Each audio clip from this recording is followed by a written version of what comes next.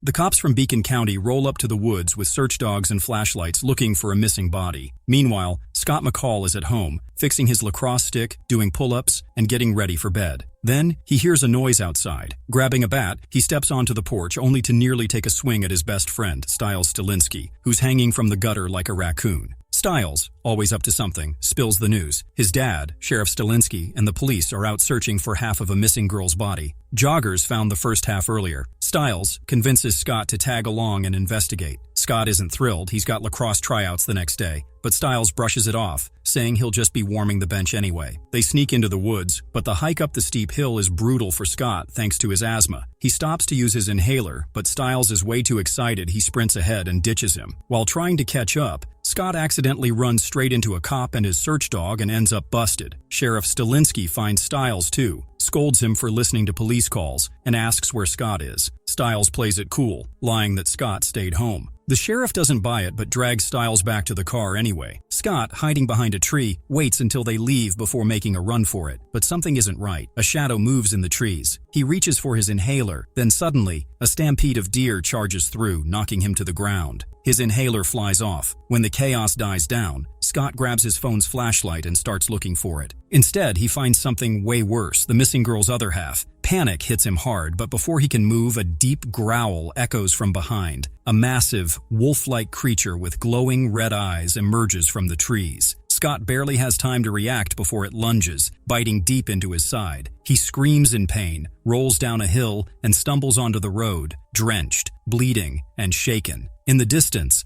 a wolf howls. And just like that, Scott McCall's life changes forever. The next morning, Scott rides his bike to school but gets bumped by Jackson Whittemore, a rich and arrogant lacrosse player. He meets up with Stiles and shows him a big bite wound on his side. Scott thinks it was a wolf, but Stiles says there haven't been wolves in California for over 60 years. Scott also says he found the other half of the dead body in the woods, which excites Stiles. But Stiles quickly gets distracted when he sees Lydia Martin, his longtime crush. She ignores him, and he jokingly blames Scott for making him look uncool. In English class, the teacher writes metamorphosis on the board, which oddly fits Scott's situation. A loud ringtone suddenly startles him, and he realizes he can hear a phone ringing outside. He sees a new girl, Allison Argent, sitting on a bench and is shocked that he can hear her whole conversation from far away. A few minutes later, she walks into class and takes the only open seat behind Scott. When she doesn't have a pen, he hands her one. They smile at each other. After school, Scott and Stiles go to their lockers. Scott sees Allison again, and they smile at each other before Lydia walks up and compliments Allison's jacket. Allison says her mom was a fashion buyer, which impresses Lydia. Right away, Lydia calls Allison her new best friend. Jackson joins them, casually showing off that he's Lydia's boyfriend. He and Lydia invite Allison to a party after the lacrosse scrimmage, but she says she has family night. Jackson keeps bragging about the team's championships, and Allison finally agrees to watch practice. At practice, Stiles worries about being stuck on the bench, but Scott is focused. He wants to finally make first line. Allison and Lydia sit in the bleachers watching. Coach Finstock puts Scott in goal, expecting him to fail. The loud whistle hurts Scott's ears so much that he doubles over in pain. A player takes a shot and hits Scott's helmet hard. Scott recovers and suddenly realizes his vision and reflexes are sharper. The next shot comes at him, and time slows down. He easily catches the ball. Then he blocks 3 more shots in a row, shocking everyone. Stiles, coach, and even Lydia are surprised. Allison watches, impressed. Scott knows something about him has changed. Scott's new skills grab everyone's attention, especially Jackson, who tries to embarrass him with a powerful shot. But Scott catches it like it's nothing. Jackson is frustrated, especially when he sees Lydia cheering for Scott. The whole crowd, including Stiles and Allison, goes wild over Scott's amazing performance. Scott's freaking out, heightened senses, freaky reflexes, and a nose sharper than a damn bloodhound. To prove it, he calls out the gum flavor in Stiles' pocket before Stiles even realizes he has any. Scott's convinced it's some medical nightmare, but Stiles just cracks werewolf jokes. Scott's not laughing. They head to the woods to find Scott's inhaler, but some mysterious dude shows up, glares at them, and tosses it back. Stiles recognizes Derek Hale, the guy whose whole family died in a fire years ago. At the animal clinic, Scott checks the wound from his bite, except there isn't one. It healed overnight. The clinic's cats freak out, hissing like he's the devil. Before he can process, Allison shows up, drenched and crying about hitting a dog. Scott calms her down, calms the dog, with glowing eyes, no big deal, and even patches up its broken leg like a pro. Their chemistry is clearly off the charts. Scott offers her a dry shirt, sneaks a glance while she changes, and the dog judges him hard. Awkward. Before leaving, she ditches her family night excuse and agrees to Lydia's party. Scott crashes for the night, then wakes up in the woods barefoot in a coyote den. Next morning, he's back in the forest, wearing nothing but boxers. He spots a shadowy beast, the same one that bit him. Panic mode activated. He bolts, jumps a fence, and lands straight in someone's backyard pool. At school, Jackson corners him in the locker room, grilling him about his sudden athletic glow-up. Steroids? Scott denies it, but Jackson's not buying it and promises to get answers. Lacrosse tryouts roll around, and Scott's a damn machine. Speed, agility, and an insane front flip goal. Coach is hyped, but Styles stays still. Something's seriously off, and they both know it. That night, Styles goes full conspiracy mode, digging into werewolf lore, full moons, rage triggers, and the nightmare Scott's walking into. When Scott shows up, Styles straight up tells him, "Dude, you're turning into a werewolf. Cancel your date with Allison before you maul someone." Scott refuses, so Styles grabs his phone to do it himself. Bad move. Scott nearly decks him but stops last second,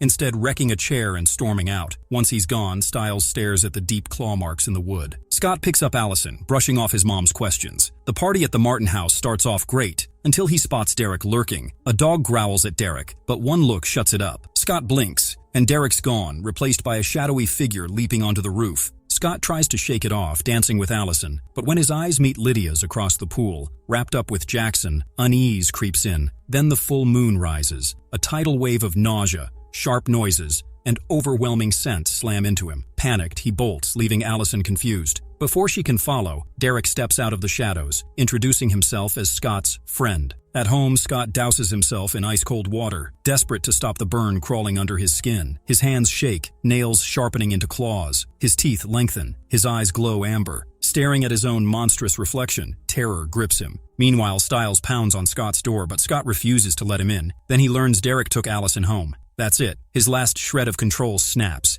Fully transformed, he crashes through his window and tears into the woods. Tracking Allison's scent, he's stopped by Derek, but before Scott can react, a flashbang arrow detonates, blinding them. A second arrow pins Scott to a tree. Hunters, and leading them is Chris Argent. Derek fights them off, yanking Scott free. Once safe, he drops the bomb. Hunters have been after their kind for generations. The next day, Scott tries to patch things up with Allison. She forgives him, until her dad pulls up. That's when Scott sees his face. Chris Argent, the hunter who nearly killed him. Shortly after Wolf Moon, Scott panics in the locker room as Styles asks if he apologized to Allison. Scott admits she gave him a second chance, but freaks out, revealing her dad is the lead werewolf hunter who shot him. Styles calms him down, suggesting he focus on lacrosse. At practice, Scott is so distracted that he plays terribly. The stress plus taunts from Jackson and Coach Finstock push him over the edge. He rages out, tackles Jackson, and starts transforming, unaware that Derek is watching from the shadows. Realizing Scott is losing control, Styles drags him back to the locker room. When Scott fully shifts and attacks him, Styles blasts him with a fire extinguisher, snapping him back. Horrified, Scott realizes he nearly hurt his best friend. Styles warns that any spike in his pulse could trigger another shift, meaning he has to sit out Saturday's game. That night, Melissa tells Scott she took Saturday off to see his game.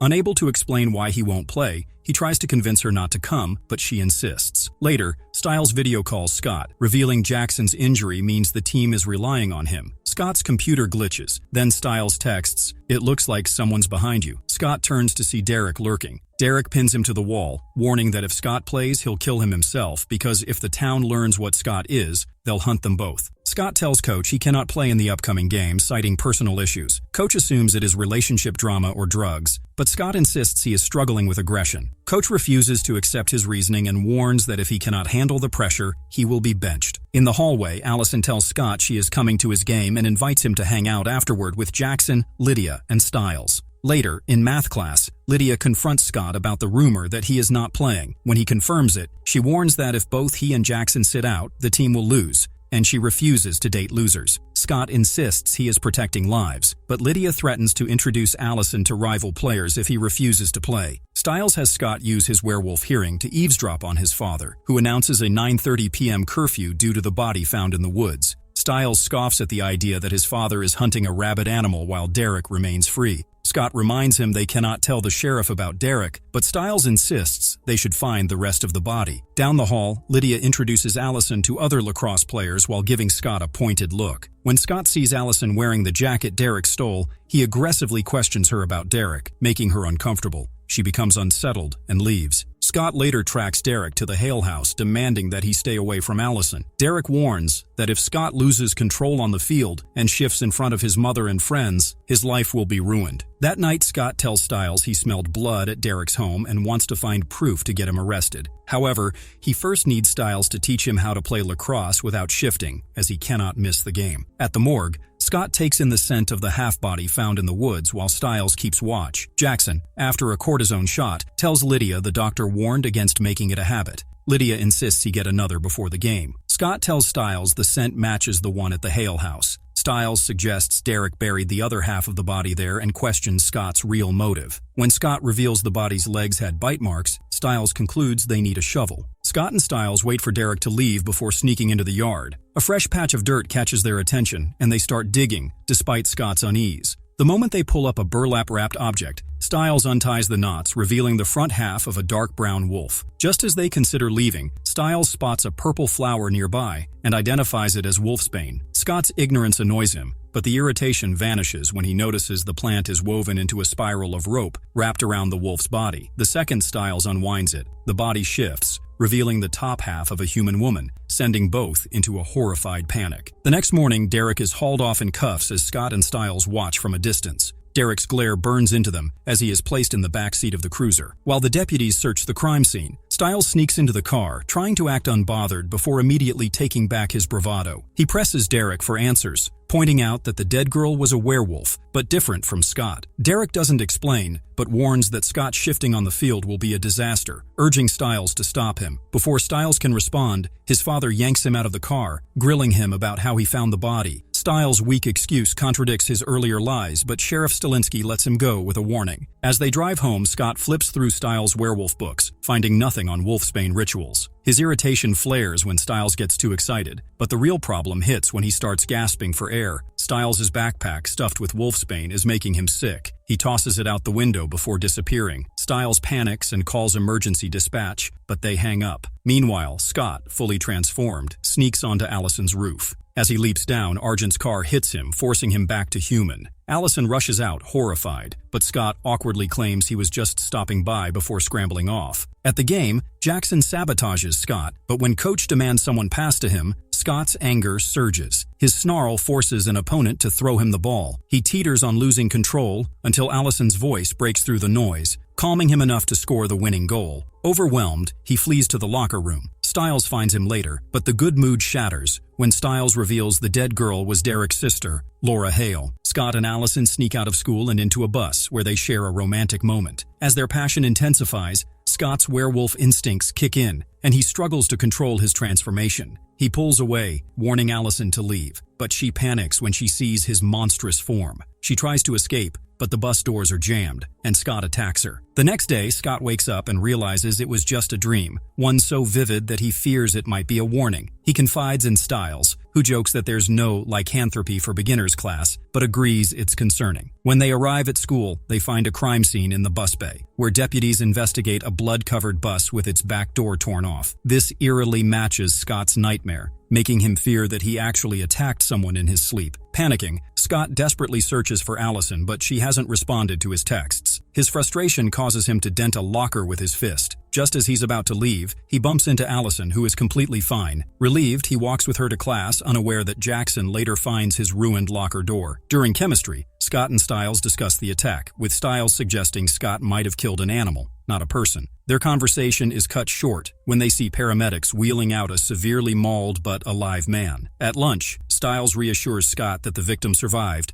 and Scott believes Derek might be able to help him control his transformations. Their friends join the conversation, speculating about the attack. Danny suggests a cougar was responsible, while Jackson coldly assumes the victim was a drug addict. Stiles corrects him, revealing the man was Garrison Myers, a bus driver Scott remembers from childhood. Lydia abruptly changes the subject, announcing that she and Jackson are crashing Scott and Allison's date. Though Allison seems annoyed, Scott agrees, wanting to spend time with her. When Jackson mocks his bowling skills, Scott lies, claiming he's great at it. Stiles later calls Scott out for his terrible bowling skills and continues worrying about Scott losing control. Their conversation shifts when Stiles frets about Danny not finding him attractive, but Scott is too focused on whether he actually hurt someone to pay attention. At work, Scott is on edge when Sheriff Stilinski arrives at the clinic, fearing he's a suspect. However, the sheriff is only there to get his K9 unit stitches removed, easing Scott's nerves for now. Sheriff Stalinsky shows Dr. Deaton photos of the recent attack, revealing they found wolf hairs on Laura Hale's body. Scott nervously points out that wolves haven't been in California for decades, but Deaton explains they can migrate from other states. He also describes how wolves attack prey, deepening Scott's fear. Scott later visits the hospital to bring dinner to his mother, but she immediately realizes he's trying to butter her up for car privileges. While leaving, Scott catches Myers' scent and follows it to his hospital room. Myers, barely conscious, grabs Scott's sleeve and mumbles incoherently, further convincing Scott that he's responsible. Meanwhile, a deputy checks out the Hale house ruins, but is terrified by Derek Hale, who silently watches from the shadows. Derek scares the deputy's canine companion, forcing the officer to leave. Soon after, Scott arrives, pleading for Derek's help. Derek bluntly tells him that he will hurt and possibly kill someone, but offers to teach him control, for a price. To uncover the truth, Derek instructs Scott to use his senses at the bus crime scene. That night, Scott sneaks onto the bus with Stiles as lookout. Using his heightened senses, Scott has fragmented flashbacks of the attack. He remembers the Alpha calling him waking up and running into the night. And, most crucially, he wasn't attacking Myers. He was trying to protect him and was injured in the process. Before Scott can process it, police cruisers approach, forcing him to flee with Stiles. Scott realizes the Alpha was behind the attack, but he still mistakenly believes it's Derek. Stiles jokes that this proves Scott isn't a killer and is relieved for his own safety. Scott, now confident, looks forward to his date with Allison. Meanwhile, Lydia helps Allison pick an outfit, criticizing her fashion sense. Chris Argent walks in unannounced, annoying Allison. Lydia, however, flirts with him, much to Allison's frustration. Chris enforces a strict curfew due to an alleged wild animal attacking people, but Allison, frustrated with her father's control, sneaks out through her window despite Lydia's disbelief. At the bowling alley, Scott, Allison, Lydia, and Jackson play, with Jackson excelling, while Scott struggles at first. Allison encourages Scott, even telling him to imagine her naked, which oddly helps him bowl a strike. Lydia pretends to be bad, but eventually reveals her skill, annoying Jackson. Meanwhile, Derek gets harassed by Chris Argent and his fellow hunters at a gas station. Chris makes veiled threats about Derek's family before a hunter smashes his car window. Derek realizes they are fully aware of his werewolf identity and history. Back at the bowling alley, Scott starts winning, which enrages Jackson, who storms off to play pinball. Scott tries to smooth things over, but Jackson remains suspicious, convinced Scott cheated and vowing to uncover his secret. At the hospital, Derek visits Garrison Myers, who panics upon recognizing him and repeatedly apologizes before dying of cardiac arrest. Melissa McCall, exhausted from her shift, tries to save him, but fails. After walking Allison home, Scott nervously asks to see her again. She agrees, preferring a one-on-one date next time. They share a kiss before parting ways, unaware that Chris Argent is watching from inside. At Scott's house, Stiles sneaks in through the window, nearly getting hit by Melissa, who is fed up with their antics. She reminds them of the curfew before heading to bed. Stiles then informs Scott that Garrison has died. Furious, Scott confronts Derek at the Hale house, accusing him of murder. Derek denies it, revealing that his sister Laura was killed and used as bait to lure him back to Beacon Hills. Scott, still convinced Derek is guilty, threatens to expose him to the sheriff. Scott transforms into a werewolf after Derek shoves him down the stairs. Enraged, he throws Derek through a wall, but Derek quickly recovers and transforms into his own werewolf form. The two fight, with Derek overpowering Scott, eventually forcing him back into human form. Derek then reveals that neither of them killed Garrison, and that Scott was bitten by an alpha, not him. Shocked, Scott learns that an alpha werewolf is in town, and Derek needs his help to stop it. Since the alpha bit Scott, he is part of its pack, making him the one the alpha seeks. Kate Argent arrives in Beacon Hills, laughing at a radio report about animal attacks. As she drives, the alpha werewolf chases her, eventually jumping onto her SUV. It smashes through the window and tries to pull her out, but she grabs a shotgun and fires through the roof, hitting the alpha. It retreats, and Kate escapes, landing in a defensive stance. She shouts a challenge before the scene shifts. Scott, in bed, wakes up upon hearing gunshots and the alpha's howl. He quickly gets dressed and sneaks out of the house. Meanwhile, Kate stops in the warehouse district, swapping her shotgun for a sniper rifle loaded with special bullets. At the Argent house, Chris Argent prepares to leave, telling his daughter Allison that Kate needs a ride due to a flat tire, though he's clearly lying. Derek Hale tracks the alpha's blood trail and sees it watching him from a warehouse roof. The alpha growls and takes off, prompting Derek to follow. Kate, armed with her rifle, moves in while Derek leaps from rooftop to rooftop. She takes a shot, hitting Derek's forearm midair. He crashes onto an awning before hitting the ground hard. Chris arrives and orders Kate into the car. Meanwhile, Scott, hiding nearby, listens in as Kate explains that 2 werewolves attacked her and that the one she shot has 48 hours to live. Derek, now wounded behind the warehouse, sees his injury glowing bluish-purple and smoking. His body isn't healing. The next morning, Kate and Allison excitedly reunite. When Allison picks up one of Kate's bags, Kate aggressively stops her, apologizing awkwardly. Allison, suspicious, notices Kate lying about her car's condition but doesn't call her out.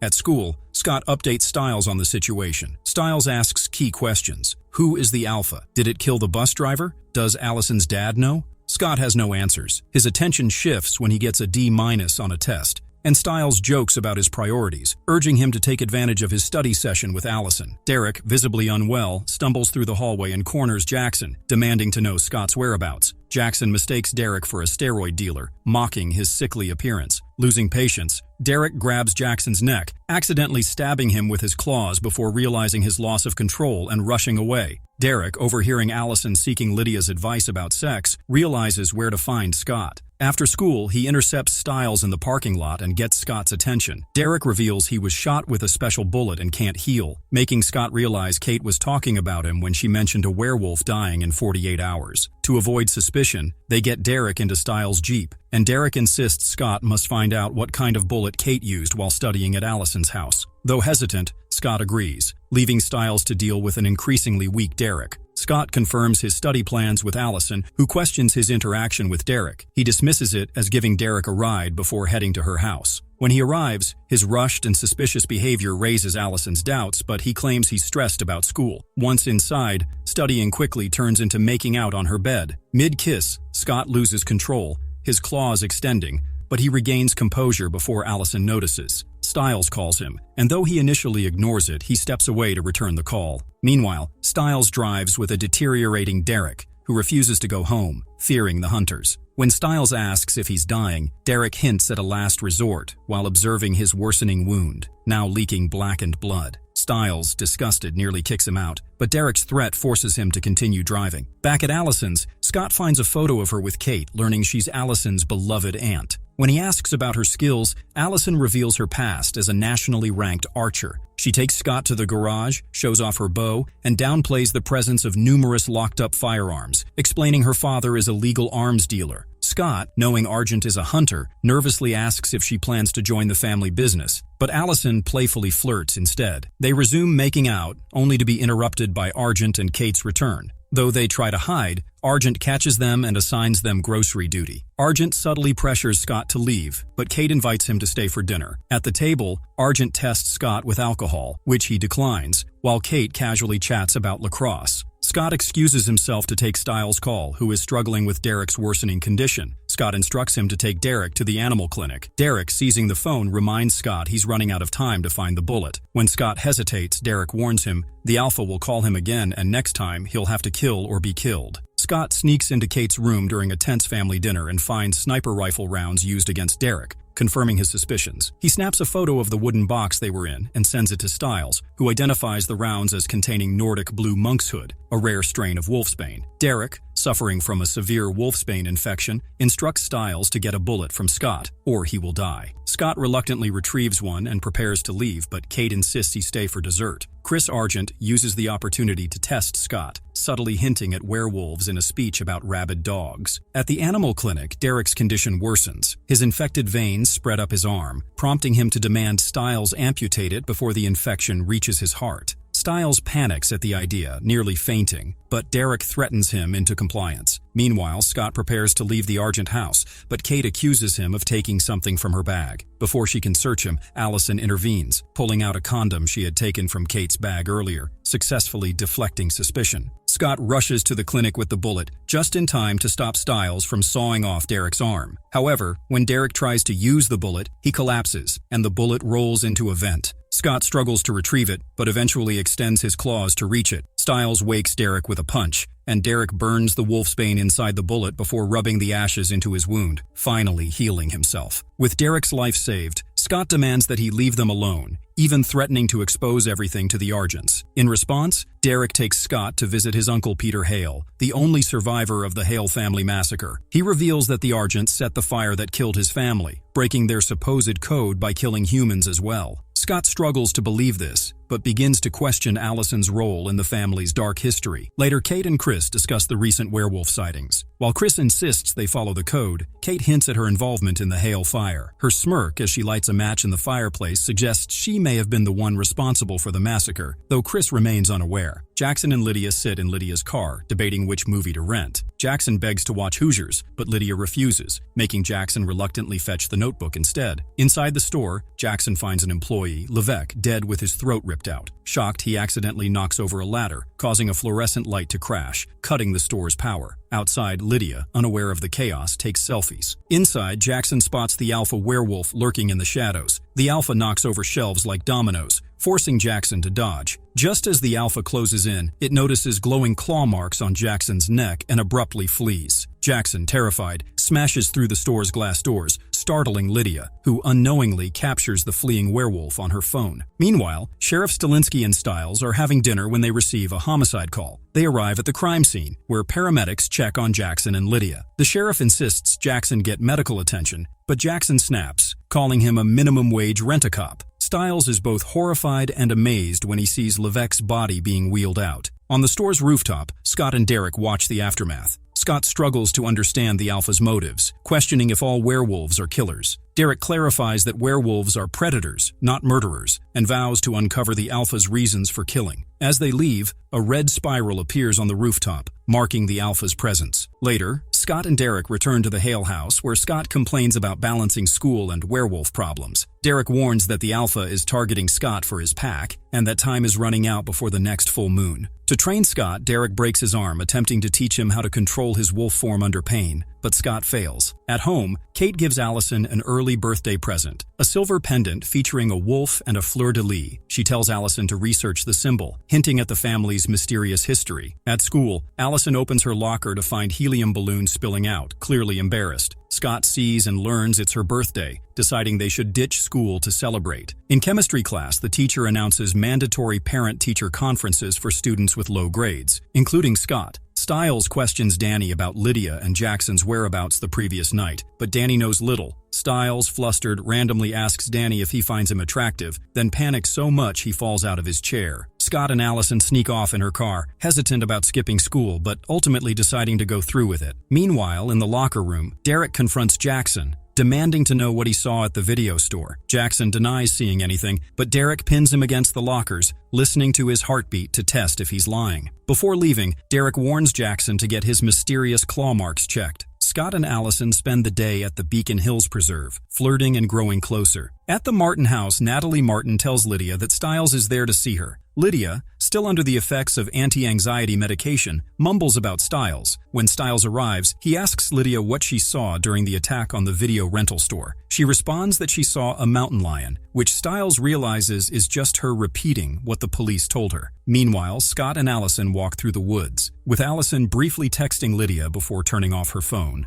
Still dazed, Lydia asks Stiles to stay, and he is momentarily excited when she leans toward him as if to kiss him, until she calls him Jackson. Frustrated, Stiles watches as she passes out. He notices her phone buzzing and sees that she received a video of the alpha running out of the video store, captured while she was taking selfies. In the woods near the Hale House ruins, Kate Argent and her fellow hunters approach. Despite being told to wait for Chris, Kate is impatient. One hunter jokes about Derek, and Kate cruelly suggests more provocative insults. Inside the house, Derek is training when gunfire suddenly blasts through the walls. He fights off two hunters but is struck with a high-voltage taser by Kate, who mocks him and considers whether to kill him or seduce him. At the Stilinski house, Stiles panics over the video he found on Lydia's phone and tries to contact Scott, who has turned off his phone. Sheriff Stilinski enters, hoping for good news regarding Stiles' academics, but Stiles' vague response suggests otherwise. Sheriff, seemingly expecting disappointment, leaves, while Stiles desperately waits for Scott to call back. Back at the Hale house, Kate shocks Derek again with a taser, before revealing a shocking truth. She and the hunters did not kill Laura Hale. She explains that the bite marks on Laura's body indicate the alpha was responsible. Kate offers to help kill the alpha if Derek identifies him, but when she realizes he has no idea who it is,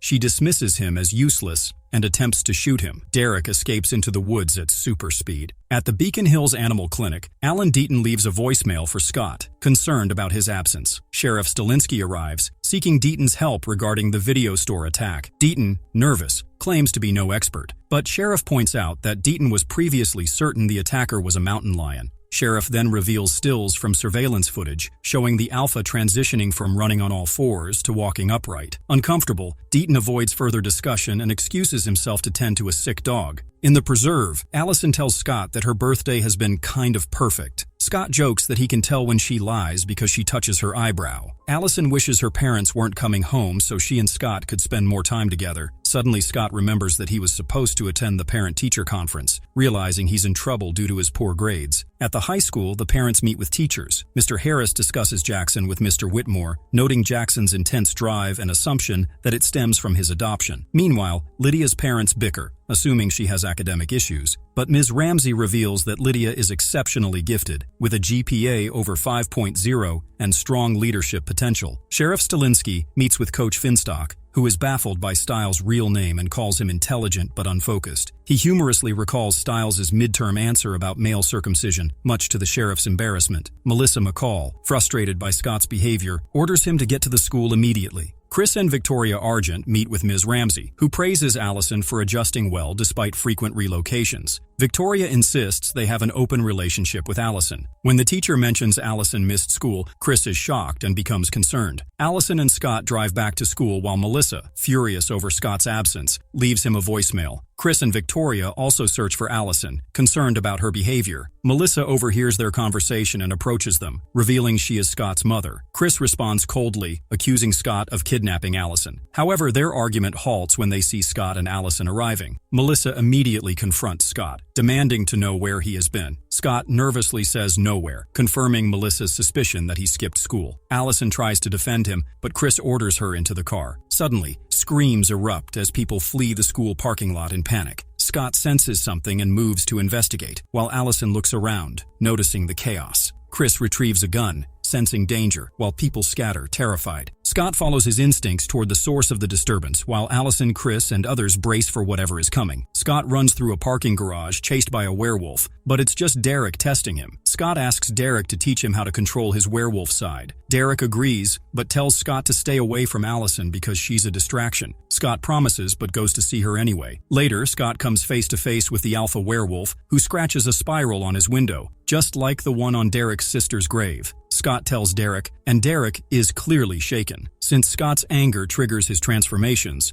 Styles decides to help him stay calm. They figure out that Allison is the only one who keeps Scott in control. Meanwhile, Jackson is freaked out by the claw marks on his neck and starts having weird hallucinations. Derek goes to see his uncle, who was burned in the fire, to ask about the alpha, but gets no answers. He later finds a news article about a dead deer with a spiral carved into its fur. The town vet handled the case, so Derek goes to see him. When the vet refuses to talk, Derek loses his patience and knocks him out, just as Scott arrives and stops him. Scott tells Derek to meet him at school that night. He and Styles sneak in and use the PA system to call the alpha. Derek shows up with the unconscious vet in his car, but before they can figure anything out, the alpha grabs Derek and slams him into a wall, knocking him out cold. Scott and Styles panic and run inside, locking themselves in the school. They don't know if Derek is alive, and the alpha is still out there, hunting them. Scott and Styles are trapped in the school, trying to figure out how to escape without getting ripped apart by the alpha werewolf. But the alpha isn't letting them go so easily. It blocks every exit and straight up murders the janitor. Meanwhile, Allison gets a weird text from Scott telling her to meet him at the school. She shows up with Jackson and Lydia, only to find themselves trapped in the cafeteria. Scott realizes he never sent that text. Now, everyone's demanding answers. Panicking, Scott lies. He says Derek is the one after them. Styles, not wanting to risk it anymore, calls his dad, the sheriff. The group makes a run for a science classroom, where they find a locked door leading to a fire escape. They need the janitor's keys.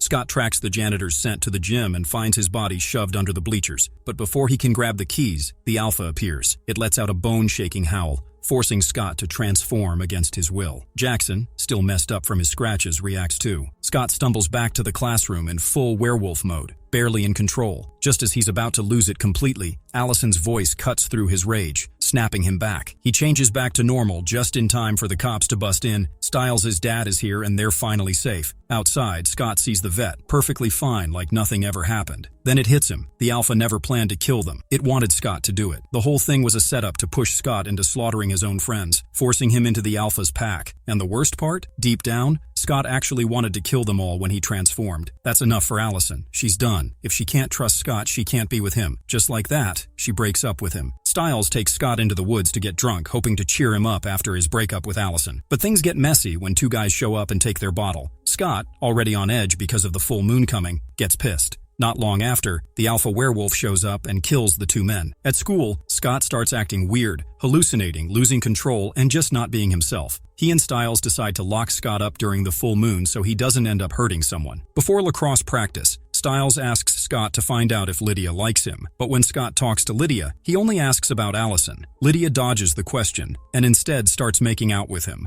Scott later lies to Stiles about it and plays aggressively during practice. Meanwhile, Allison and Jackson talk and agree that Derek wasn't the one who attacked them. That night, Stiles cuffs Scott to a radiator, partly to keep him from hurting anyone and partly as payback for kissing Lydia. But as the full moon rises, Scott completely loses it. He transforms, breaks free, and goes after Jackson and Allison. Just before Scott can attack, Derek, who is very much alive, takes him down and stops him. At the same time, the Argents suspect there's another beta werewolf in town besides Derek. Later, when Scott returns to normal, he's freaked out and asks Derek if there's a cure. Derek tells him there might be one. He'd have to kill the werewolf who bit him. Meanwhile, Jackson finds a claw on his car, left by Scott, and realizes it matches a hole in Scott's lacrosse glove from before. Something's definitely up. Night settled over Beacon Hills High School. Mr. Harris sat alone, staring at a list of people with his last name. Every name had a red cross next to it, except his. The sight made him uneasy. A presence loomed behind him. A wet claw was visible, followed by a voice. Mr. Harris stayed frozen, partly from fear, partly from denial. He refused to turn around, but the figure taunted him, accusing him of knowing more than he admitted. When he didn't respond, the figure grew aggressive, throwing chairs. Just as things escalated, Derek appeared and told Harris to duck. Ironic, considering Derek often mocked his students for lacking common sense. Sirens cut through the night. Derek, still a wanted fugitive, knew the police weren't on his side. He ran. His escape was fast, outrunning cars with inhuman speed. The police chased him, but they weren't alone. Chris Argent was after him. Kate Argent also joined the pursuit, but the car she followed wasn't Derek's. It was Scott and Stiles running a diversion. Scott, not known for reckless driving, struggled with the high-speed chase. Chris fired shots, but Scott reached Derek first. Derek jumped into the car, and they sped off. Frustration burned in Derek. He had been close to catching the Alpha before the police showed up, and now, thanks to Scott, he was the most wanted man in the state. His last conversation with his sister had revealed two things: a man named Harris and a symbol. The next day, Scott worried about how to get Allison's necklace. Stiles, ever optimistic, suggested a bold plan: win Allison over with honesty. Scott lacked the courage for that. The plan was clear: get the necklace, find the Alpha, get cured, and win Allison back. But with Scott's slow reactions, this would likely drag out for the rest of the season. Meanwhile, Jackson lay on an examination table as a doctor inspected the wounds on his neck. Nightmares had haunted him, but the real horror came when the doctor used a tool to extract a vine of bloody wolfsbane from his wound. Then he woke up. Just a dream. In reality, the doctor dismissed his injuries as minor and prescribed antibiotics for aconite poisoning. Jackson, confused, realized he somehow knew what aconite was without ever learning it. Determined to figure it out, Jackson charmed Melissa McCall into letting him use a hospital computer. He searched for wolfsbane. His suspicions grew. At school, Jackson confronted Scott, claiming to know his secret. He wanted to become a werewolf and threatened to expose Scott if he refused to help. This made getting the necklace even more urgent. Scott tried to sit next to Allison, but Lydia, back to her usual self, blocked him. As a weak attempt to reconnect, Scott sent Allison old photos of them together. It only made things worse. A new plan formed: stealing the necklace. Jackson, meanwhile, tested Scott's patience, mocking his lacrosse skills and his breakup with Allison. Scott, frustrated, snapped his lunch tray in half. Jackson smirked and took a loud bite from his apple. Later, Jackson and Allison swam in the school pool. Jackson, ever confident, joked about his cheekbones, giving him an advantage. Meanwhile, Scott searched Allison's bag, but found nothing. In the hallway, Jackson walked confidently until Lydia stopped him, demanding an explanation for a text he had sent. He had asked for his spare house key back, coldly announcing their relationship was over. Lydia, shocked, questioned him, but Jackson dismissed her as dead weight. At home, Stiles found Derek waiting in his room. When his father nearly walked in, Stiles distracted him with small talk about lacrosse. Once alone, he turned to Danny for help, tracing an ominous text sent to Allison. Danny refused at first, but Stiles had an idea: get Derek to pose as his cousin Miguel and flex for Danny's amusement. Derek, unimpressed, played along. It worked. Danny agreed to help, but needed more details about the text. Scott later snuck into Allison's bedroom and found the necklace being used as a bookmark in an old werewolf hunter history book. Allison had circled things inside, making Scott wonder if she even knew its real importance. Meanwhile, Danny traced the ominous text to a computer at Beacon Hills Hospital, one registered to Melissa McCall. As Scott left the Argent home, Chris stopped him, inviting him in for a drink. It wasn't hospitality. It was an interrogation about Derek. Allison returned just in time to overhear Scott insist that he only wanted to protect her. He left without noticing her presence. Elsewhere, Allison went for a run and stumbled upon Derek's abandoned house. She entered, only for Kate to appear. Their conversation hinted at something darker, an unspoken past between Kate and Derek, suggesting that the real monster might not be Derek after all. At the hospital, Stiles looked for Melissa but discovered something horrifying. Peter Hale's bed was empty. The supposedly comatose Peter was the Alpha. Worse, the nurse who had been caring for him was the one who had sent the ominous text. Her intentions were far from innocent. Before she could act, Derek knocked her unconscious. Peter, unbothered, expressed mild disappointment. Derek wasn't amused, calling her out as Peter's willing accomplice. The fight that followed wasn't even close. Peter, stronger and faster, tossed Derek around with ease. Grabbing him by the throat, he spoke of his suffering, the years spent healing, cell by cell. Becoming an alpha had accelerated his recovery, something he couldn't control. He wanted understanding, not forgiveness.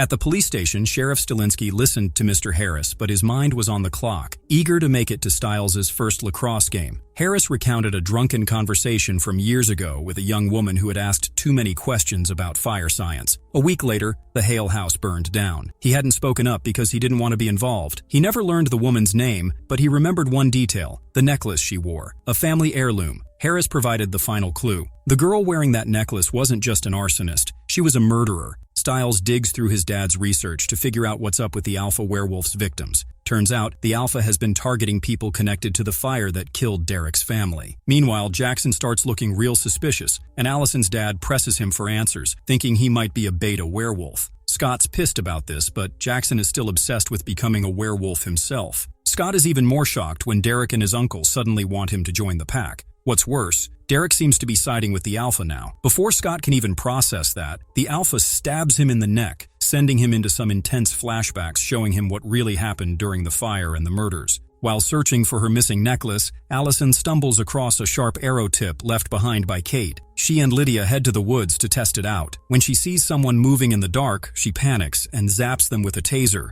only to realize it's Scott. He was just trying to return her necklace. She apologizes, but it's awkward. Later, Allison visits Scott's house to talk. While she's there, they notice Scott's mom, Melissa, getting ready for a date. When Scott opens the door, his stomach drops. The date is with the Alpha Werewolf. The Alpha's plan is to turn Melissa into a werewolf to force Scott into the pack. Scott ditches Allison in his room and follows his mom, barely stopping the Alpha's plan before it's too late. Back at the Hale property, Scott jumps in to save Jackson from getting killed, but things spiral fast. Kate shows up, shoots Scott, and the town vet secretly hauls him back to his clinic. While patching Scott up, the vet casually shocks everyone. He mostly works with cats and dogs, and sometimes werewolves too. Meanwhile, Kate drops a bomb of her own. She spills the family secret to Allison. And just to make things worse, she's got Derek chained to a wall, torturing him. The winter formal is coming up, and Kate decides it's time to give Allison a crash course on werewolves and hunters, using Derek as a live example. Meanwhile, Scott is still recovering at the vet's clinic when Peter rudely barges in, demanding Scott. The vet stands his ground, refusing to hand Scott over. Peter, unable to cross the mountain ash barrier, throws a tantrum, literally launching furniture at the wall. Back at school, Coach Finstock drops some bad news. Scott's grades are so bad he can't go to the dance. This is a huge problem since the Alpha Werewolf is targeting Allison. Desperate, Scott pressures Jackson into taking Allison to the dance for protection.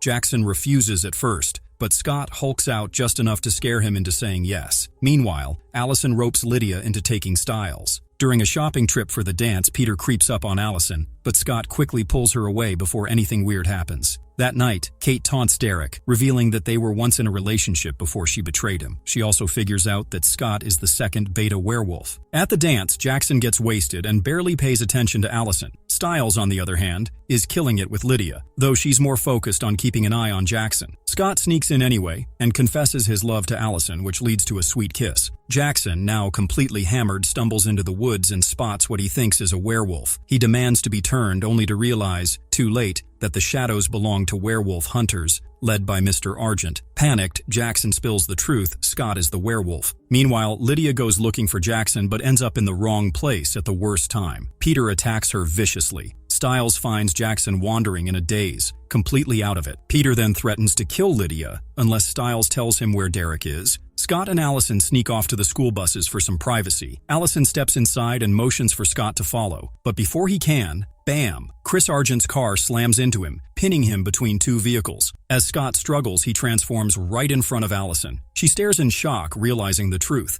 Scott jumps away as Allison freaks out over what she just saw. She stumbles off the school bus, collapsing into her dad's arms. Meanwhile, Scott hides in the woods, crying. On the football field, Peter forces Stiles to leave Lydia behind, but he does let him call Jackson to get her medical help. Peter also warns that if Lydia survives the bite, she'll turn into a werewolf. At the Argent house, Chris rips into Kate for leaving so many clues for Allison to find. He's furious that she dragged Allison into their werewolf hunting business. He orders Kate to take Allison and leave town for her safety. Over at the hospital, Sheriff Stilinski suspects Jackson of hurting Lydia until he realizes Stiles brought her as his date. Across town, Peter corners Stiles and forces him to track Scott's phone to find Derek. Stiles even takes a random moment to rant about Max, but in the end, he figures out Derek is being held under the Argent house. Peter offers to turn Stiles into a werewolf, but Stiles turns him down. As Peter leaves, he smirks, saying Stiles wants the power, he just won't admit it. Scott finds Derek but refuses to free him unless Derek helps take down Peter. To convince him, Scott shows proof that Peter killed Derek's sister on purpose to become the Alpha. Furious, Derek breaks out of his last chain himself and agrees to help. At the hospital, Stiles visits Lydia and learns new info from his dad. Kate was the one who set the Hale house on fire. Meanwhile, Jackson and Stiles get captured by Mr. Argent and his hunters, but Stiles manages to convince Argent that Kate was the real monster, not the werewolves. Across town, Kate and Allison ambush Scott and Derek with explosive crossbow arrows, taking them down. Kate prepares to kill them both, shooting Derek first. But before she can shoot Scott, despite Allison begging her not to, Chris shows up and forces Kate to stand down. Then Peter crashes the scene. He wipes out the hunters before dragging Kate inside. Allison follows and watches in horror as Peter slits Kate's throat for murdering his family. Before Peter can turn on her, Scott and Derek jump in for a 2-on-1 fight. Outside, Stiles and Jackson speed up in a car just as Scott is losing. Stiles chucks a Molotov cocktail at Peter, and Allison lights it up with a crossbow arrow. Even Jackson joins in, chucking his beer bottle into the flames. The Alpha collapses, burning up, and transforms back into a crispy Peter Hale. Scott and Allison kiss, promising to stay together. But just as Scott begs to be cured, Derek steps out of the house and kills Peter, becoming the new Alpha werewolf. Later, Jackson finds Derek and begs to be turned. Derek smirks and bares his fangs before lunging at him. At the hospital, Scott and Stiles visit Lydia, but notice something weird. She isn't healing fast, and she hasn't turned into a werewolf. Back at the Argent house, Chris and his wife realize the town will turn on them, now that Kate's crimes are exposed. But with more werewolf hunters on the way, they seem less worried about Scott now. On the rooftop, Scott holds Allison in his arms as they watch the stars, finally finding a moment of peace. Then we see Jackson crawling out of a pond in the forest. His shirt is ripped, and he has a big bite mark on his side. Scott is running on all fours through the trees. He is just a regular high school kid, except he's a werewolf. Scott's dating Allison Argent, a wild archer from a family of werewolf hunters. She's stuck between loving Scott and dealing with her family's messed up past. Her dad, Chris Argent, is an experienced hunter who follows a strict code, but he's starting to question things. Her grandpa, Gerard, doesn't care about rules. He's out for blood and wants to wipe out all werewolves. He remembers the time when Chris Argent pointed a gun at him, and Allison begged her dad not to shoot. She promised not to see Scott again if he let him go. But now, Scott is heading to her house, trying to sneak in some time with her while her parents are out. At the hospital, Scott's friend Stiles is passed out in a waiting room chair with a smiley balloon tied to it. Lydia Martin looks like just a popular pretty girl, but she's secretly super smart and going through some freaky changes. She wakes up feeling fine and gets ready to take a shower. Her dad talks to Melissa McCall and finds out that Stiles has been there all weekend. At Allison's house, Scott hears an SUV pulling up. The Argents are back. He hides outside the window. Victoria walks in without knocking. She senses something is off and checks the closet and the window. But Scott's already climbed up to the roof. Lydia steps into the shower, but nasty black water starts bubbling up from the drain. Stiles is messing with a candy machine that's jammed. He shakes it until it crashes loudly. Lydia hears the sound. She tries to fix the drain but pulls up a bunch of dark hair. The water keeps rising. Suddenly, a burned hand grabs her from the drain. She screams. Her dad, Melissa, and Stiles rush in, but she's gone. The tub's filled with clear water and the window is open. Her scream echoes across town. Scott hears it from the roof and knows it's Lydia. Later, Sheriff Stilinski talks to Lydia's dad and Melissa. He tells Stiles to go home, but Stiles takes Lydia's hospital gown with him. Scott and Allison meet him outside. Allison says her family is already out searching. Scott catches Lydia's scent and starts tracking her. In a graveyard, Isaac is using a backhoe to dig up Kate Argent's grave. He hears something nearby. The machine flips, and he falls into the grave. He sees something digging into another grave. There's a growl, and the backhoe gets lifted up. Derek is standing there, and Scott, Allison, and Stiles follow Lydia's trail to the burned-down Hale house. She's not there, but they find a tripwire. Stiles accidentally sets it off, and Scott gets trapped in the air. Hunters show up. Chris Argent is with them. Stiles and Allison hide. Chris says he thinks Lydia might be a werewolf and threatens Scott again. The next day, Sheriff Stilinski questions Isaac and his dad. Isaac lies and says nothing happened, but then admits someone took a liver from a corpse. At school, Scott and Stiles try to figure out where Lydia could have gone. Jackson picks on a homeless guy near the dumpsters. In chemistry class, Stiles gets detention for talking. Meanwhile, black liquid starts leaking from Jackson's nose. He runs to the bathroom, but it won't stop. Derek finds him there. Jackson says he doesn't want to join Derek's pack. Now the liquid is pouring from his ears, too. Derek tells him that his body is rejecting the bite. During detention, Mr. Harris warns Stiles that he's going to stay on his back all year because of what happened with Kate Argent. Later, at Kate's funeral, Gerard arrives and picks on a student. He meets Allison, who doesn't remember him. Scott and Stiles watch from behind a grave, but get caught. Sheriff Stilinski puts them in his patrol car. On the radio, they hear about an ambulance attack. Scott goes looking again, but finds another werewolf instead. Lydia walks out of the woods with no clothes on and asks for something to wear. The unknown werewolf ends up caught in a snare and hangs from a tree. Scott tries to help, but Derek holds him back. Hunters arrive and shock the werewolf, revealing he is the homeless man from earlier. He says he hasn't hurt anyone and came looking for the alpha. Gerard says he is an Omega, either kicked out of a pack or alone by choice. Then Gerard kills him with a sword. Derek forces Scott to watch. He says they need to form a pack. Chris reminds Gerard of their code, but Gerard says the code is broken because of Kate. Jackson is at home, and black liquid still leaks from him. Isaac meets Derek in an old train warehouse. Isaac gets into a fight with his dad about his grades. Things get bad fast. Dishes start flying and a glass pitcher smashes into the wall above Isaac's head. A piece of glass cuts his face, but then it starts healing right in front of his dad. His dad just stares, shocked. Isaac grabs his stuff and runs out into the pouring rain. His bike is in the yard. His dad follows him outside, but something is waiting in the dark. A creature jumps out and kills Mr. Leahy. Meanwhile, in the forest, Scott secretly meets up with Allison. Her parents aren't really on a date like she thought. Chris and Victoria are off somewhere else. They've kidnapped the school principal and are torturing him for information. The next day at school, Scott smells something weird in the locker room. It's the scent of another werewolf. Out on the lacrosse field, he keeps moving past his teammates, trying to figure out who it is. Just before Sheriff Stilinski shows up, Scott realizes it's Isaac. The sheriff brings bad news. Isaac's dad is dead. Later, Scott and Stiles make a plan. They get in trouble on purpose so they'll be sent to the principal's office. They want to eavesdrop on Jackson's talk with the sheriff. Jackson tells the truth. Isaac's dad used to beat him. After the sheriff leaves, the boys get a surprise. Allison's grandpa, Gerard, is now the school principal. Isaac ends up in jail. Derek goes to Scott and asks for help.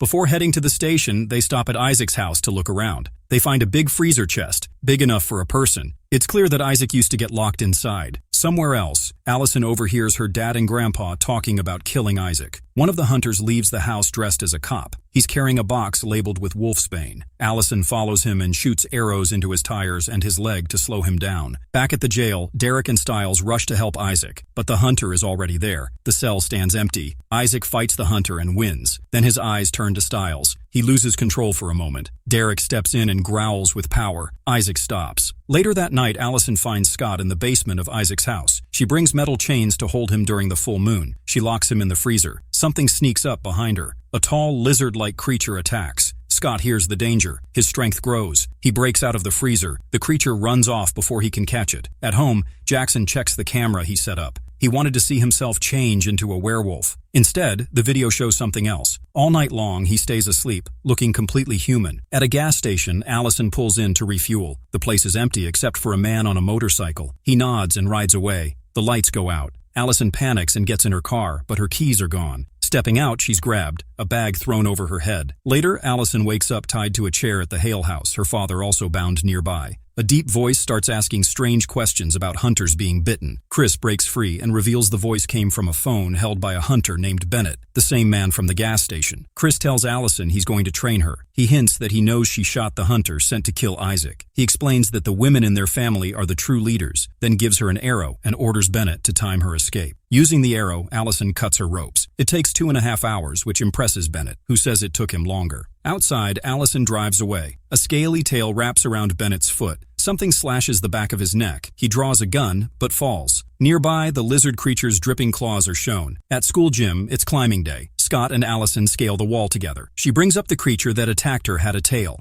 After teasing each other, Allison knocks him off the wall. The class laughs. Next, Stiles climbs with a girl named Erica. She starts shaking, and Allison warns the coach that Erica is epileptic. Erica safely drops to the mat. In the locker room, Jackson overhears Scott and Stiles talking. They say Isaac is Derek's problem. They're also planning something. Scott suddenly feels off and runs to the gym, just in time to catch Erica falling from the climbing wall. Allison asks how he knew, and Scott says he just felt it. At the hospital, Scott's mom tells Erica she knows she's not taking her meds. After she leaves, Derek appears. He reads the side effects: weight gain, acne, and more. He promises he can make it all disappear. His eyes glow red. In biology class, a vaccine film plays. Matt is upset Jackson still has his camera. Jackson gets distracted by the lesson and then goes after Lydia. He accuses her of ruining his body so he can't become a werewolf. In the bathroom, Lydia cries. A pair of dirty feet appear under her stall. She realizes it's a man and follows him. The man looks at the trophy case. She sees Peter Hale's name and remembers him walking toward her. During lunch, Stiles makes a deal with Boyd for a set of keys. It costs him $50. Scott and Stiles talk plans. Erica walks in, confident, glowing, and changed.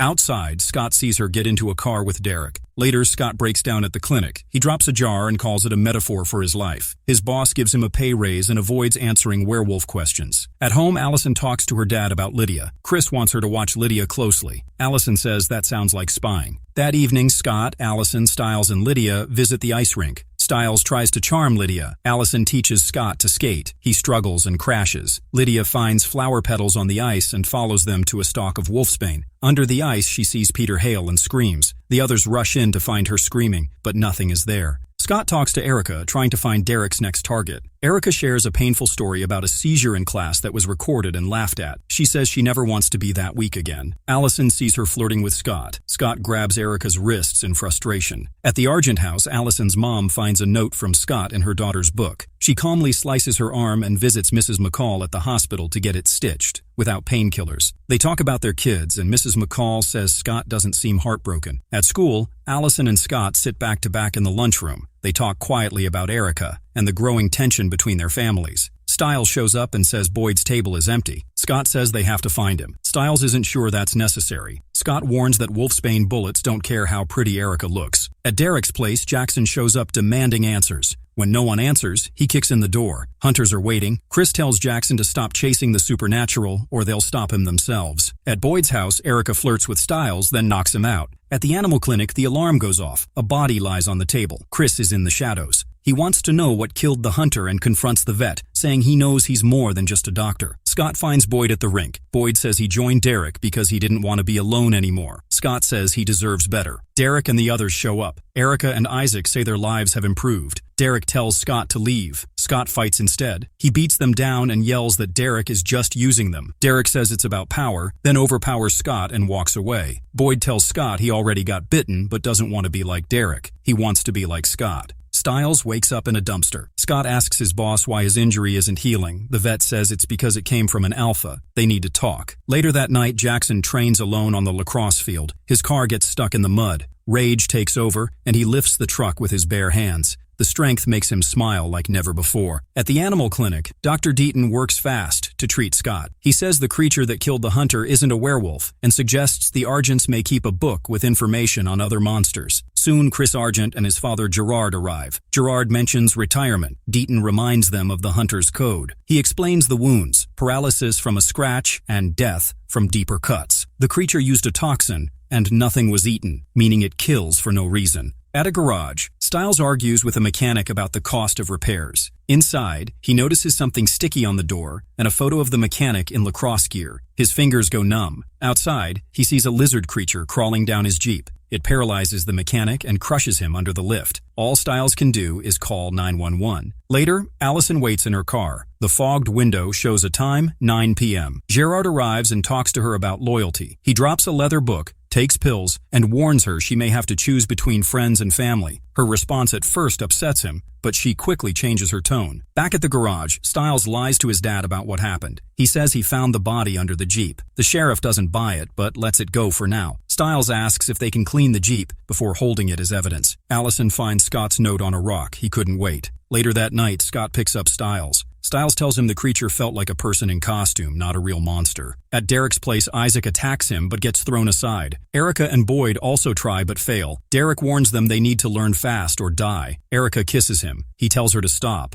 At Lydia's house, her mom finds blood on her hands and a broken mirror. Lydia says she doesn't remember anything. At school, Lydia hides her cuts with gloves. A student tries to talk to her, calling her self-centered. She ignores him. Meanwhile, Stiles tells Scott he's tired of being the middleman. He shares a message from Allison and says he's done being the messenger. Scott thanks him and says he's the only one they trust. Scott talks about Deaton's book idea. Stiles says it's called a bestiary. Scott misunderstands the word. Lydia meets the school counselor. She talks about trusting her friends, then says something strange and can't explain why she said it. In the hallway, Jackson gives Danny a memory card. He wants Danny to clean up the video. Danny says he isn't interested in Jackson, who brushes it off with a joke. Stiles continues helping Scott and Allison search for Gerard's book. Allison says it's probably in Gerard's office, but her parents watch her messages. Stiles keeps running back and forth. At the lacrosse game, Danny shows Matt the footage. Parts are missing, exactly during the full moon. On the field, a strong player named Eddie dominates. Jackson tells Scott to use his powers. Scott refuses because Gerard is watching. Allison distracts Gerard and gets his coat. Stiles finds the keys in the pocket. Matt takes photos around the game, snapping one of Allison. Melissa jokes about Scott playing something safer than lacrosse. On his way to Gerard's office, Stiles sees Lydia crying in her car. He comforts her, then runs off. In the crowd, Boyd watches. Erica warns him that Derek won't like it. Boyd joins the game anyway. Inside the office, Stiles finds nothing. Erica catches him and brings him to the pool where Derek is waiting. Derek demands answers. Stiles lies again. Back on the field, Boyd's eyes glow. Scott tells him to stop, but Boyd keeps going. Scott scores but breaks his leg. His fast healing doesn't go unnoticed by Gerard. At the pool, Stiles finally tells Derek what he saw. Behind them, the lizard creature appears. It knocks out Erica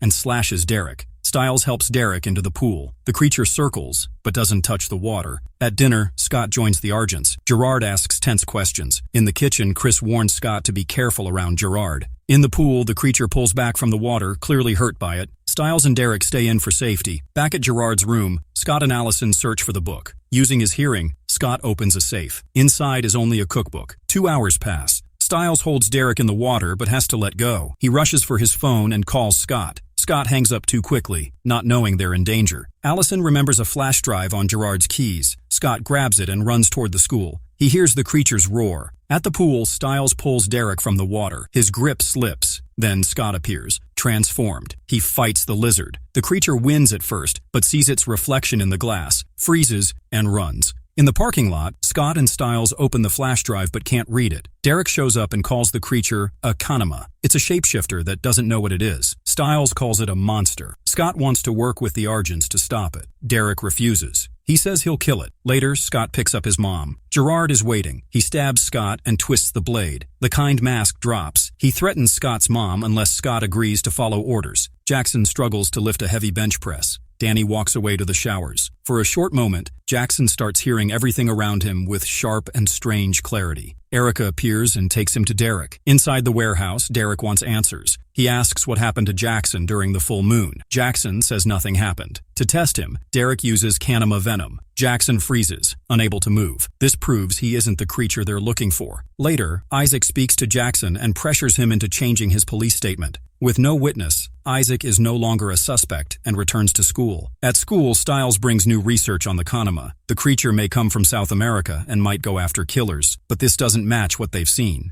Jackson's hearing sharpens again. He listens in on Erica and Isaac. They plan to test someone in chemistry class. Their focus is on Lydia. In class, Lydia sees something no one else sees. Peter Hale writes on the board. Then, her hand moves on its own. She keeps writing the same words over and over again. Students laugh. No one understands what is happening to her. During chemistry, Scott, Stiles, and Allison watch Lydia closely. The teacher mixes up lab partners. Erica ends up with Scott and uses the moment to threaten Allison. Isaac becomes Lydia's partner. He gives her crystal candy filled with venom. She eats it, and nothing changes. The others now believe Lydia is the Kanima. Outside, Derek waits for Lydia in the parking lot. The group meets to plan. They hope to talk him down, but stay ready to fight. Later, Lydia visits the school counselor. During a test, she sees disturbing images, but she hides her true reaction. Meanwhile, Matt and Danny talk to Jackson about his missing camera footage. Jackson starts thinking. He remembers that Lydia has a key to his house and begins to suspect her. Allison asks the counselor for help with a page from the bestiary. The words reveal something strange. The Kanima, like a wolf, becomes strongest during the full moon. But unlike wolves, it doesn't want a pack. It wants a friend. Scott finds Boyd and tries to prove himself. Even though Boyd is bigger, Scott brings him down. Derek arrives. He says Lydia is the Kanima because she was bitten. He believes that the bite brings out someone's true nature. Scott disagrees. He thinks Lydia is immune and that Jackson got her immunity. At the library, Jackson finally sees his full moon footage. The video shows him sitting up with glowing eyes. That night, Allison, Stiles, and Jackson bring Lydia to Scott's house.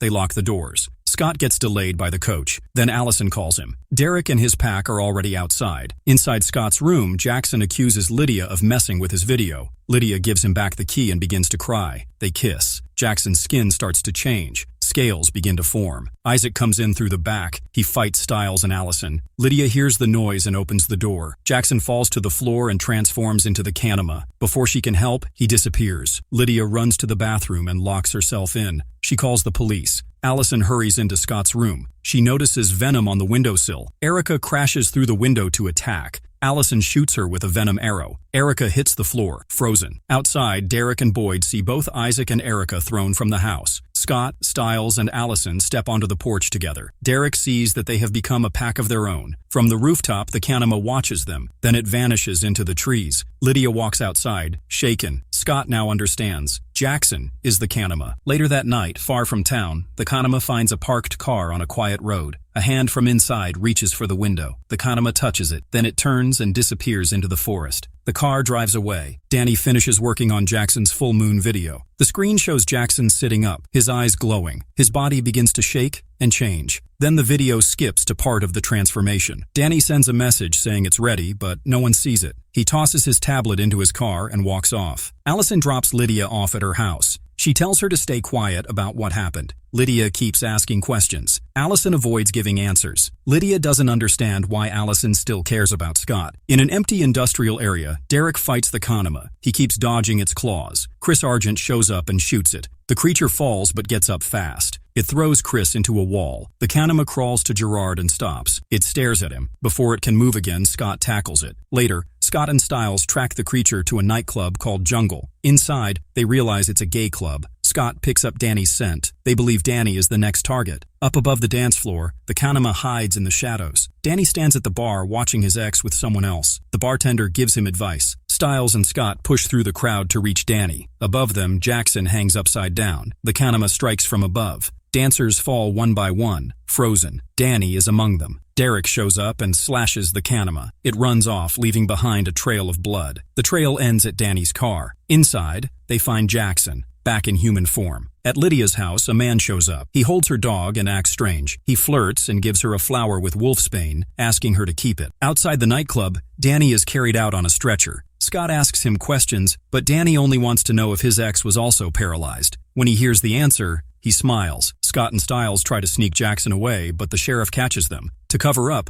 Stiles says he was there for Danny after a breakup. The sheriff doesn't believe him but lets them go with a warning. Later, Jackson wakes up inside a sheriff's van deep in the woods. He is chained and shouting. Scott and Stiles hear him. Stiles tries to text Jackson's parents but messes up by ending the message with, "I love you." This gets the sheriff's attention and a search begins. At school, Gerard questions Allison. He doesn't buy her excuse and tests her heartbeat for lies. She stays calm and notices new security cameras watching the halls. In English class, her mother surprises her by stepping in as the new substitute teacher.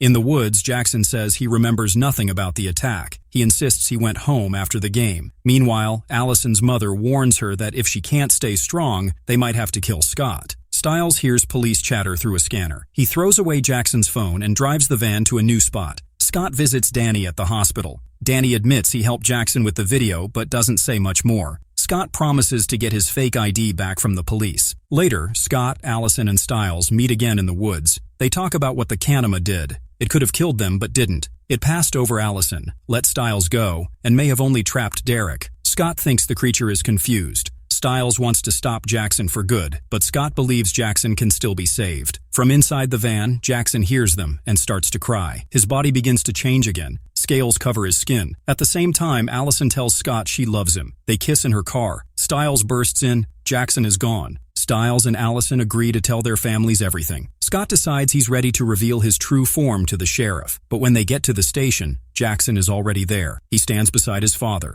Lydia shows up at Allison's house. She says she can translate the bestiary. The meaning of the word friend was wrong. The Kanema isn't looking for a friend. It is looking for a master. In the woods, a man and woman argue inside a small trailer. The lights cut out. Outside, the man speaks to a hooded figure before getting yanked into the air by a tail. His body crashes through the window. The creature, the Kanema, enters but backs away after noticing the woman is pregnant. At the sheriff's office, Scott and Stiles talk to Allison on speakerphone. They suspect Jackson doesn't remember being the Kanema, entering a trance during his shifts. Flashbacks show Jackson covered in blood, confused and unaware. The sheriff reads a restraining order. Scott and Stiles must stay away from Jackson. Both parents are present. Scott's mom is furious, grounding him from everything but school and work. Scott almost confesses the truth, but when she brings up his absent father, he goes along with that instead. In Derek's hideout, Isaac questions why they need Scott. Derek admits the Kanema is harder to kill than expected and believes Gerard is planning something. Erica is sent to find out what Scott and Stiles know. At school, Allison slips a tablet with bestiary info to Scott and Stiles through a bookshelf. The text explains the Kanema serves a master, acting on vengeance. The mutation keeps it from transforming until it resolves a part of its past. They think Jackson's unknown birth parents might be connected. In biology class, Jackson swallows a snake. At home, Scott's mom finds only one protection left in a box, confirming her suspicions. Allison follows Jackson into the locker room but runs into Matt, who invites her to a rave. Inside, Jackson mocks Allison and insults Scott.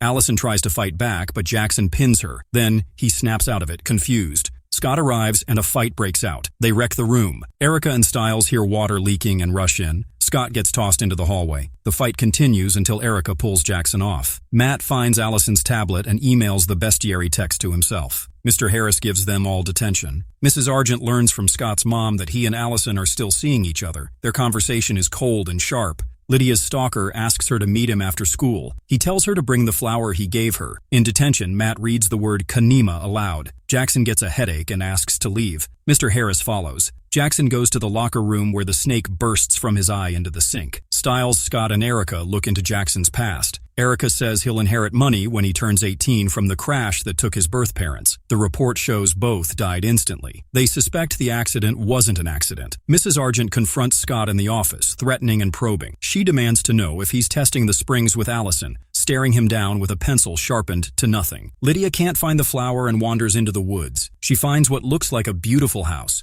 but is really the burned remains of the Hale house. Inside, she kisses her stalker, but in the mirror, sees Peter Hale. In the library, Jackson sees book covers change into strange messages. Scott finds Matt unconscious and the Kanema attacking. Jackson moves like a puppet, writing a threat on the chalkboard before jumping out the window. Erica suffers a seizure from the venom. She insists they take her to Derek, not a hospital. At Derek's, he breaks Erica's arm to draw out the venom. She recovers and tells Stiles he makes a good Batman. Scott tells Derek he'll join the pack, just long enough to catch Jackson. At the hospital, the pregnant woman from the trailer gives birth. Later, the hooded figure suffocates her. At Hale House, Lydia realizes she's been hallucinating the stalker and Peter. Peter admits she was his backup plan because she is immune. He disappears, and she finds wolfsbane in her hand. Beneath the floor, Peter Hale's dead body lies buried. Jackson gets a text and suddenly leaves school. He drives to a warehouse where a crowd is lining up for a secret concert. Matt is in line too and lets Jackson cut in, still afraid after being attacked before. Jackson seems distant, like he isn't in control. Scott watches from a distance and tries to ask Matt for ticket money, but Matt refuses. When Jackson buys his ticket, the woman behind the counter gets nervous and ends sales early, riding up in the elevator. At the sheriff's department, Stiles and his dad eat together. Stiles reads the board behind him. They realize the victims, Sean, Jessica, and the mechanic, are all 24. The pattern almost doesn't fit until they remember Isaac's older brother Camden, who died in combat. They connect the deaths to students in Adrian Harris's chemistry class from 2006. In the morgue, Chris Argent shows Allison the bodies of the latest victims. He explains that one was taken care of by the Kanema, the other by a person. He pushes Allison for more details and says their family has a duty to protect people. When she hesitates, he blames her for knowing about the Kanema and not stopping it. She finally tells him about Jackson. Scott, Derek, and Isaac meet at the vet clinic. They argue about trusting each other. Dr. Bitten says the Kanema has no clear weakness, but reveals it cannot swim. That could mean its master fears water. They realize they're hunting two people, the creature and its controller. They think the pregnant woman's survival might be due to the unborn child being innocent, or that Jackson's trauma is tied to his own mother's death. Deaton suggests that anything done to the Kanema could affect its master. At school, Matt questions why the fight in the library hasn't caused more trouble. He has 2 tickets to the concert, but says sales have stopped. Isaac later gets tickets by beating up another student. Scott and Allison meet in the chemistry lab and plan to use her getting close to Matt as a way to trick her family. She agrees to kiss Matt if it helps. Outside, her mother watches them with hatred. Dr. Deaton gives Scott a syringe of ketamine and explains how to use mountain ash dust to trap the Kanema. Stiles has to believe it will work for the barrier to hold. At the Argent home, Chris hands out weapons. Allison tells them Jackson will be at the concert. Chris wants to lure him away from others, but Gerard wants him eliminated. Stiles notices his dad's badge and gun are gone. The sheriff has been suspended due to the van theft and Jackson's restraining order. At the concert, Scott sees Allison dancing with Matt. She says she told her family everything and they have their own plan. Scott warns her to stay out of the way. He gives the syringe to Isaac, telling him to be careful, not for Jackson's sake, but for his own. Derek and Boyd fight hunters outside. Boyd gets hit with wolfsbane-laced bullets. Inside, Isaac and Erica try to trap Jackson. He scratches them both, but is slowed. Isaac manages to inject him. Stiles finishes the mountain ash ring but runs out of dust. A bumper sticker reminds him to believe in the outcome. He visualizes the circle closing, and it works. Scott gets hit by a car. Mrs. Argent drags him into a back room filled with wolfsbane vapor. He starts to pass out. She says it will look like an asthma attack. Matt and Allison run into Mr. Harris. He awkwardly explains that his date is legal. Matt kisses Allison, but she walks away. Jackson, seemingly unconscious, grabs Isaac's hand. Stiles tries to talk to the master through him. The voice responds coldly, saying the victims are guilty of eliminating the master. Gerard tests the mountain ash barrier and pulls his hand back, confused. Jackson transforms and escapes. He slashes Kara Simmons, the ticket girl. Erica and Isaac can't follow him, blocked by the barrier. Stiles celebrates that it worked. Scott howls for help. Derek hears it and forces Stiles to break the line. Inside, Derek saves Scott but gets attacked by Mrs. Argent. She escapes. The sheriff arrives and learns the new victim doesn't fit the class list, throwing off the theory. Deaton treats Scott at the clinic. Ms. Morell questions his trust in the kids. Deaton believes they're ready, even without knowing what's ahead. In the parking lot, Victoria Argent stumbles into Chris's arms. He sees 2 bites on her chest. She collapses as he holds her close. Lydia dreams of being in the shower. Someone calls her name. She pulls back the curtain and steps onto the lacrosse field in her formality dress. The crowd cheers, holding signs for her, but one girl looks scared. Peter Hale walks onto the field and attacks her. She wakes in bed, covered in dirt. A hallucination of Peter lies next to her. He explains he isn't fully real yet, and shares that his plan will come together on the worm moon, Lydia's birthday. He shows her 3 versions of her party: happy, bloody, and disturbingly silent. He says her immunity matters and warns her about what's coming. At the Argent home, Chris cleans Victoria's bites. He tries to convince Gerard that they might not be fatal, but Gerard says she's already dead. He calls her a shell, soon to change, and tells Chris not to hesitate. Scott and Derek talk. They admit they can't save Jackson, but eliminating him hasn't worked either. Derek says each full moon makes the Kanema stronger. He feels responsible for turning Jackson. Allison drops Matt off. He tries to kiss her, but she brushes it off. After he leaves his bag behind, she finds photos of herself on his camera. Some are clearly taken from outside her house. Matt catches her looking, but she denies seeing anything. He invites her in to see more, but she leaves. In the lair, Derek prepares to chain up his pack. Boyd explains the Triskelion symbol on Derek's trunk. Derek says it represents the rise and fall between Alpha, Beta, and Omega. He now considers Scott part of the pack. He warns them about bloodlust under the full moon and says it's the price of healing. Lydia visits Allison with bags of party clothes. She says invites aren't needed because her party is the biggest of the year. Allison gently reminds her that things have changed. When Lydia mentions Jackson, Allison seems worried. Victoria Argent, pale and sweating, tries to speak with Allison,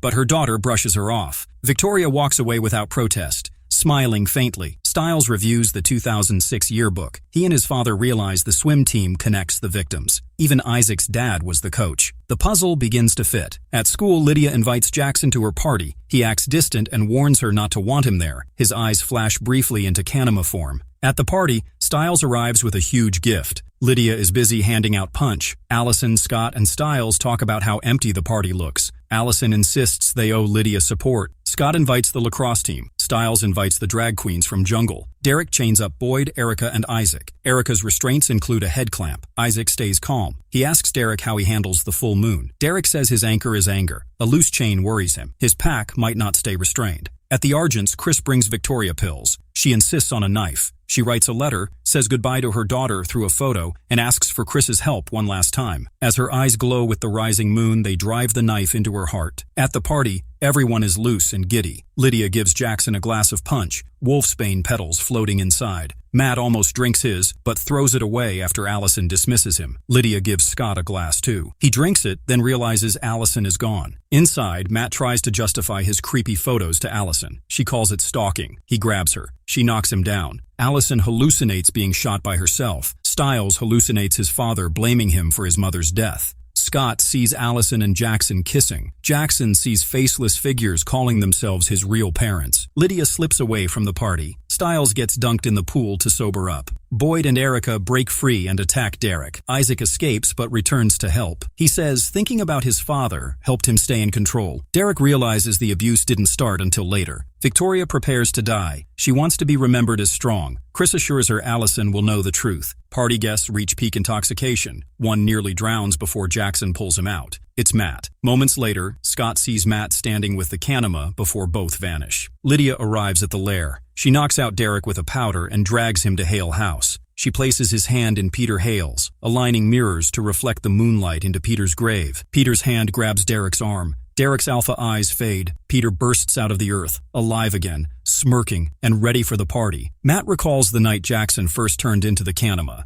Suspicious about what Jackson plans to do with his camera, Matt uses a streaming app to spy on him. He watches Jackson transform, then sees the creature appear behind his car. When their hands meet through the glass, Matt shares the Kanema's memory of getting the better of Isaac's father. At the station, Stiles and Scott try convincing the sheriff that Matt is the real suspect, not Mr. Harris. They show footage of Matt near one of the crime scenes. Melissa remembers Matt from that night, muddy shoes and acting strange. The sheriff connects Matt to several deaths using credit card receipts, security footage, and footprints. Stiles goes to the front desk and finds a deputy dead. Matt appears, gun in hand, and takes control. Derek wakes up in the Hale house. Dr. Bitten stands over him with a dog whistle. Derek is weak. Bitten warns that Peter's resurrection left him vulnerable. He believes Peter will use his mind to manipulate, not just power. He urges Derek to find Scott before Gerard's plan goes further. Back at the station, Matt forces Stiles and Scott to destroy all the evidence. The sheriff is handcuffed. Dead deputies lie nearby. Matt boasts that Jackson handles the work for him, that thinking about crime is enough to make it happen. At home, Allison sits with her mother's robe. Gerard enters with a letter, claiming Victoria asked him to explain her suicide. He uses the moment to push Allison toward revenge. Derek arrives at the station but collapses, paralyzed by the Kanema. Jackson, half transformed, stands behind him. Allison, following instructions from her mother's note, burns it and clears her room of all personal belongings, keeping only weapons. Matt mocks Stiles, then has Jackson paralyze him. He collapses onto Derek. When Melissa arrives, Matt shoots Scott and threatens his mother. He locks her in a cell. Matt reveals he's after the bestiary. He pulls up his shirt to show that he's starting to change, becoming something like Jackson. Allison receives a suspicious text from Scott asking for the bestiary. She knows it's not him and alerts her family. Gerard puts Allison in charge of the mission. Chris questions this, but Allison embraces the role, saying Derek must die and so will anyone in the way. On the floor, Stiles and Derek discuss how Matt broke the rules. The bestiary won't help him because the universe balances actions. Derek injures himself to force healing and fight off the paralysis. Matt explains his past. Years ago, he almost drowned at a party thrown by Coach Leahy. The swim team watched and did nothing. Leahy saved him, but forced his silence. The trauma caused nightmares and breathing problems. When Matt saw Leahy at Kate Argent's funeral, he wished him dead, and that night, the Kanema took his life. Matt soon realizes Jackson is responding to his thoughts. He snaps photos of his targets and lets the Kanema do the rest. The power goes out. Hunters surround the building and fire inside. Smoke grenades follow. Scott escapes with Styles, the Kanema close behind.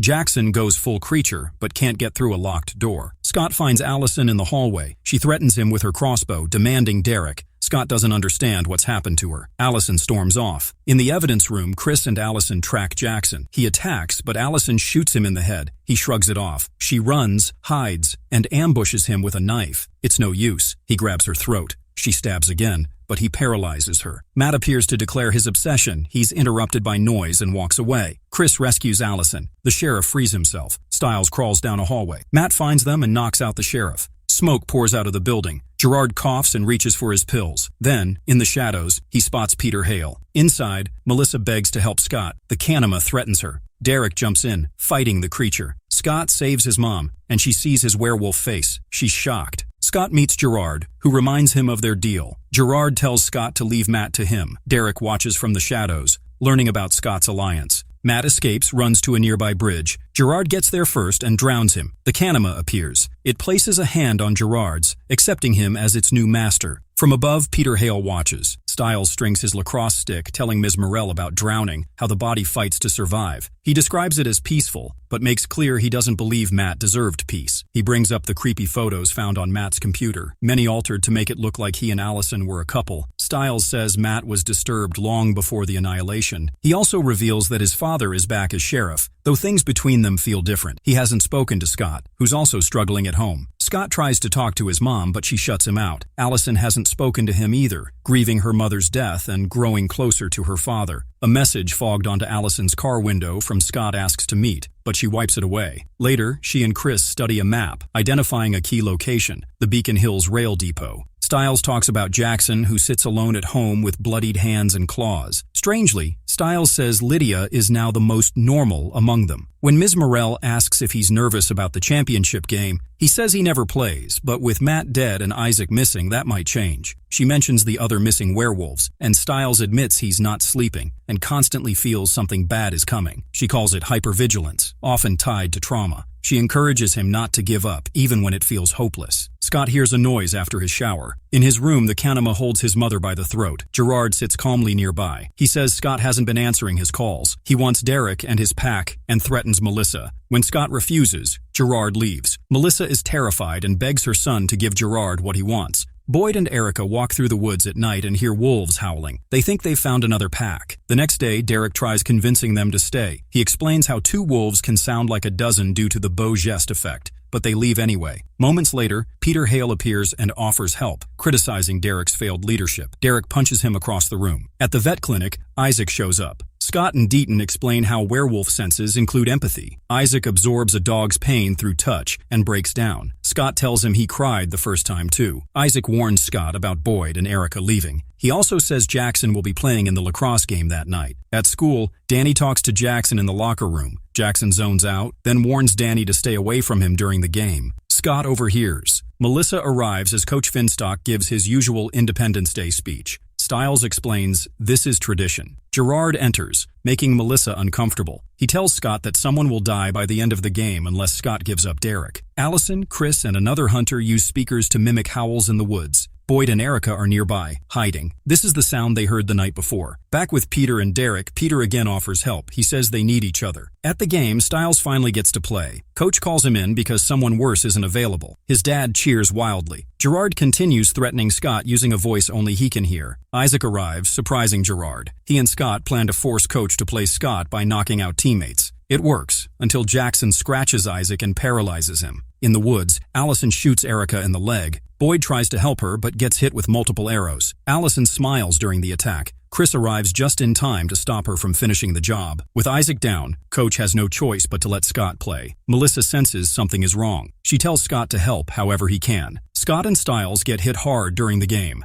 Scott realizes Gerard has left the field, but can still hear him. Gerard offers Allison in exchange for Derek's location. Allison tells her father she wants a new bow. He asks what she was thinking. She's cold and dismissive. She calls Gerard to report capturing Boyd and Erica. In the locker room, Isaac crawls from Gerard and two hunters. Gerard plans to kill him, but stops when he sees Scott's glowing eyes in the mirror. Stiles scores his first goal, then a second. The crowd erupts. Lydia cheers for him and Stiles beams. Scott rejoins the field. Time ticks down. Jackson stands alone, claws out. Then the lights go out. People scream. Panic breaks out. Melissa finds Scott and says someone's hurt. The lights come back. Jackson lies on the field. Lydia runs to him. Melissa checks for a heartbeat. There is none. He has deep wounds in his chest. She and Lydia begin CPR. Isaac and Scott see the bloody hands and realize Jackson did it to himself. The sheriff rushes onto the field, but Stiles is nowhere in sight. He starts shouting for his son. Jackson is lying zipped inside a black body bag in the back of an ambulance. A strange, clear liquid seeps through the seams. Melissa insists on going with him, brushing off what the EMT says. In the Argent's basement, a hunter drags Stiles into the shadows. When the lights turn on, he sees Boyd and Erica tied up and hanging from the ceiling. Their mouths are covered, and wires hold them in place. He tries to help, but gets shocked by the cables. Meanwhile, Sheriff Stilinski struggles with the news about Jackson and the fact that Stiles has gone missing. He talks to Scott and Isaac, who pretend everything is fine. They say Stiles just needs time after the game.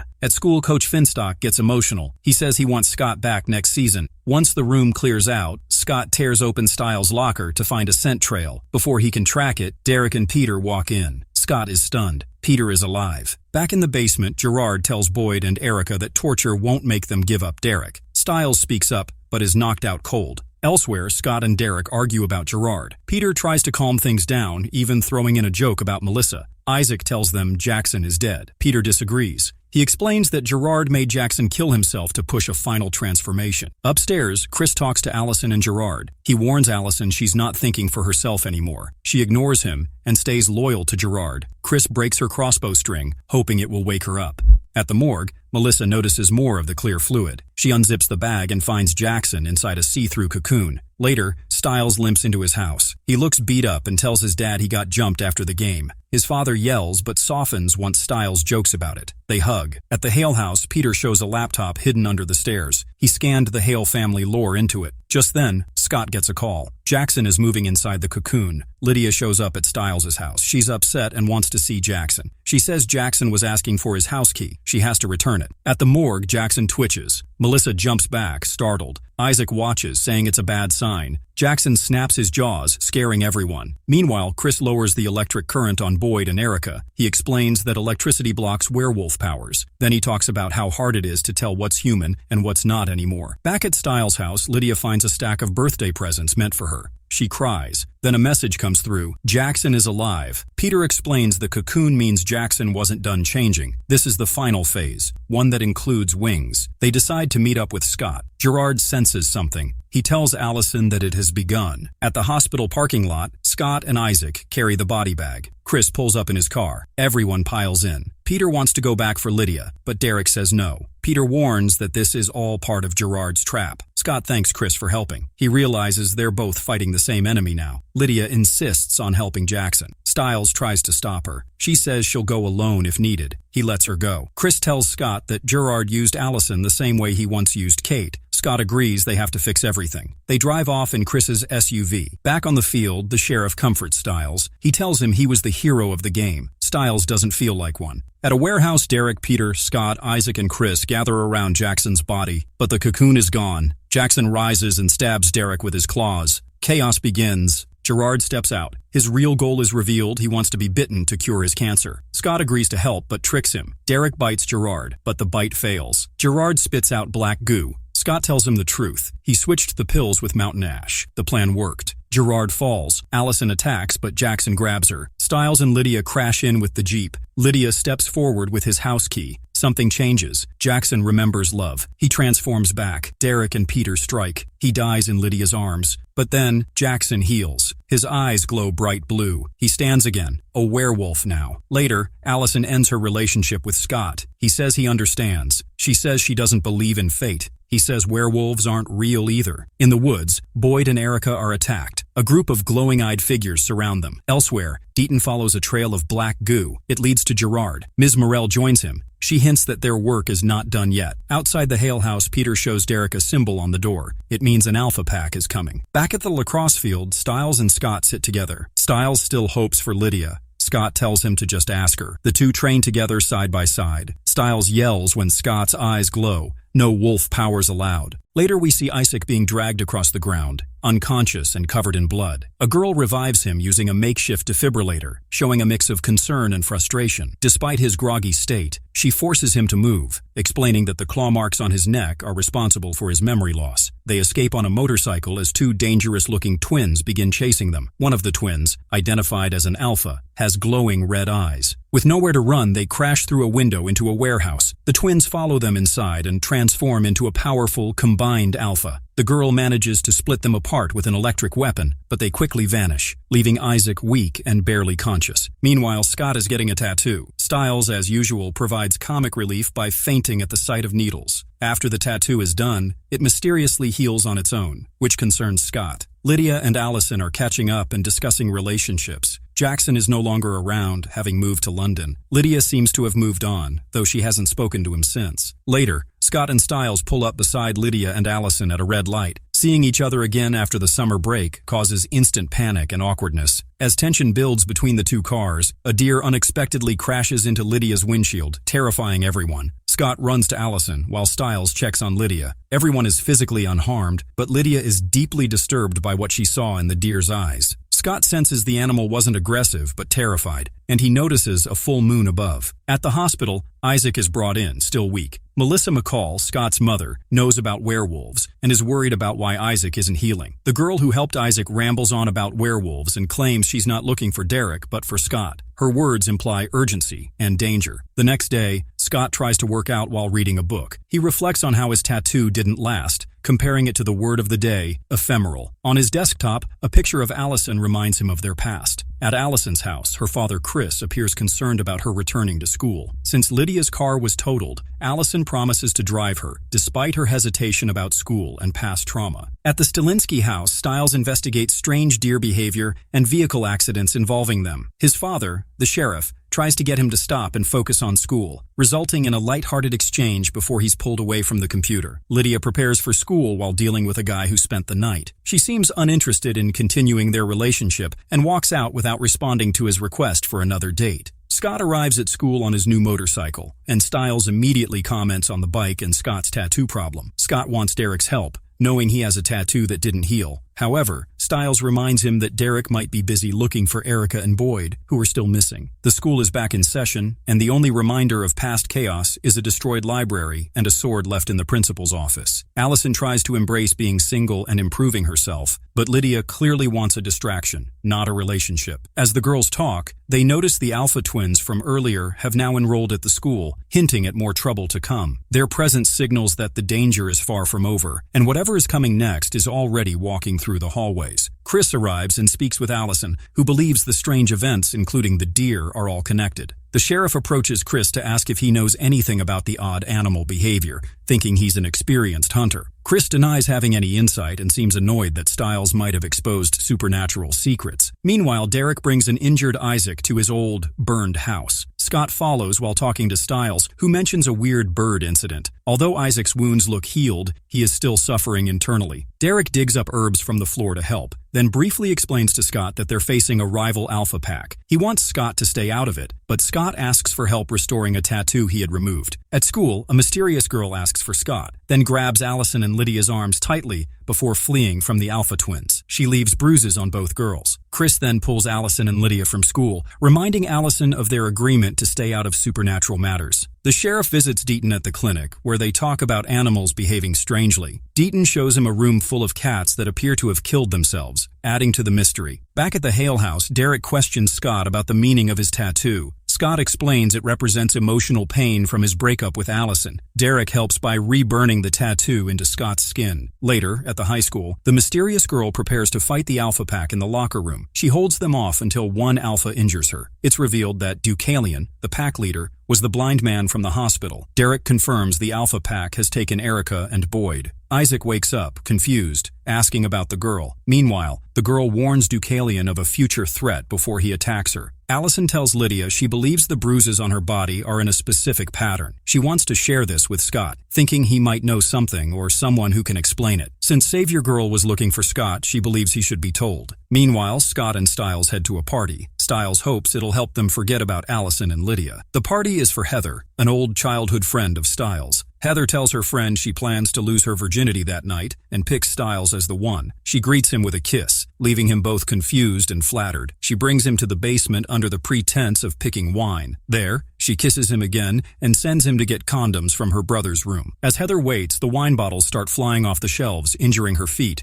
She's then pulled through the basement window by an unseen force. Stiles returns with the condom but finds her gone. Her shoes remain, but the mess has vanished. Elsewhere, Derek is now living in a loft. He and Isaac prepare for a risky plan. Peter is involved, though Isaac doesn't trust him. Despite past tensions, they go ahead with an ancient alpha ritual. Peter uses his claws on Isaac to unlock lost memories. Isaac sees Erica and Boyd being held captive by Deucalion, who promises to kill them by the next full moon, which is the next night. Later, Derek joins Scott, Allison, Lydia, and Stiles to talk about the bruises. Lydia dismisses it as random, but Allison insists there's a pattern. Derek gets irritated, refusing help from those he believes betrayed him in the past. Scott tries to calm things, but tensions rise. Derek also hints that Allison doesn't know the full truth about her mother's death. Scott and Stiles later discuss the missing werewolves. Scott suspects the Alpha Pack isn't after betas, but maybe another alpha. At school, Scott senses something strange about the new alpha twins. During class, Stiles accidentally drops a condom in front of everyone while pulling out a quarter. His teacher makes a joke, and another student gives him a respectful nod. Suddenly, the sheriff pulls Stiles out to inform him Heather is missing. Stiles is shocked, thinking she had simply left with someone else. He's told an alert has gone out for her. Realizing they need more help, the group turns to Bitten. He suggests putting Isaac in a cold trance to access his subconscious. Though dangerous, Isaac agrees. Derek and Scott push him under the water, and Isaac begins to recall what he saw. He remembers being with Erica and Boyd, hearing their fears about losing control during the full moon.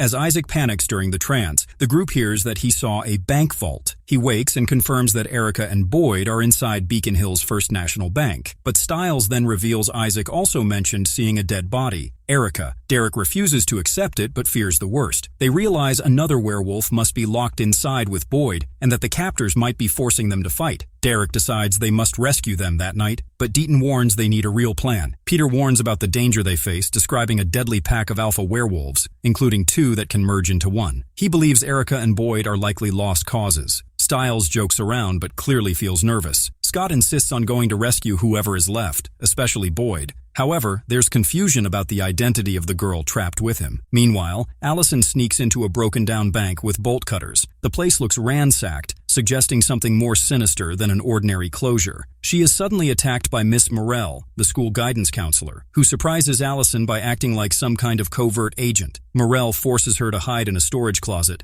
and warns that a fight is about to break out. Inside the closet, Allison hears two alphas coming, including Deucalion and a female alpha. Suspecting Allison is nearby, the female alpha sniffs around, but Allison quickly drops a bucket of ammonia to hide her scent. She also throws her jacket over the puddle and uses her phone's flashlight. While looking around, she finds Erica's lifeless body in the corner and tries not to scream. Back at the loft, Stiles is left alone with Peter, trying to make sense of the situation. Peter mocks him but eventually joins in on the theory about the alphas using the vault like a den. Peter then becomes curious about the vault's design and starts searching through blueprints. He learns the walls are made of hecatolite, a rare material that blocks moonlight. This means Boyd and the mystery girl haven't been able to shift into werewolves, making them more dangerous now due to pent-up energy. Peter tells Stiles to call Derek and Scott to warn them. Derek and Scott arrive at the bank. Derek climbs up the building and tells Scott he won't blame him if he backs out. Scott follows anyway. Once inside, they find Boyd and the mystery girl. Derek realizes the girl is Cora, his younger sister whom he thought was dead. Scott notices that the vault is lined with mountain ash, which traps supernatural beings. Ms. Morell then seals the vault by completing the ash barrier, locking Derek and Scott inside with Boyd and Cora, who start to transform. Outside, Peter and Stiles hear fighting through the phone before the line cuts off. Ms. Morell leaves with Deucalion, showing she's working with the Alpha Pack. They both seem satisfied with what they've done. Inside the vault, chaos erupts.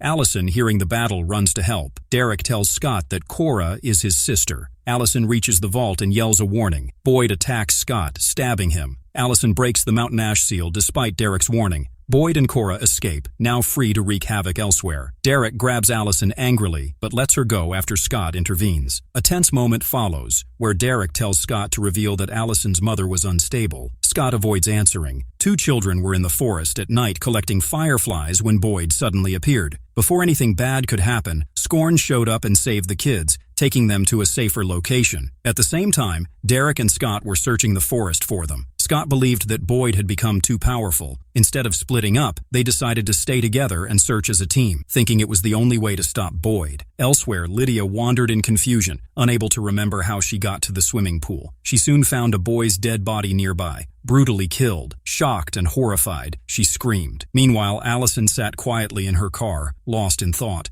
A flashback revealed that Scott had told her about her mother's actions, how Victoria had tried to kill him, and how Derek had stepped in to protect him. During the fight, Victoria had died. Scott hadn't told Allison earlier because he didn't want her memories of her mother to be ruined by what had happened. In another part of the forest, Caitlin and Emily were camping when a swarm of bugs attacked their tent. Terrified, Emily ran into the woods. She tripped and fell, and the bugs quickly covered her, causing her body to vanish without a trace. Caitlin came out looking for her friend, and just then, Cora appeared. Before anything else could happen, Derek and Scott arrived. Seeing them, Cora ran off, and Scott followed her. He made sure Caitlin was okay and told her to leave the forest for her safety. Scott continued tracking Cora through the woods. Lydia contacted Stiles and showed him the dead body. She had already called the police. Stiles suspected that either Boyd or Cora could have been responsible and informed Scott. He then noticed that the dead boy was wearing a purity ring, which meant he was a virgin. When Scott told Derek about the murder, Derek immediately assumed that Boyd or Cora had done it.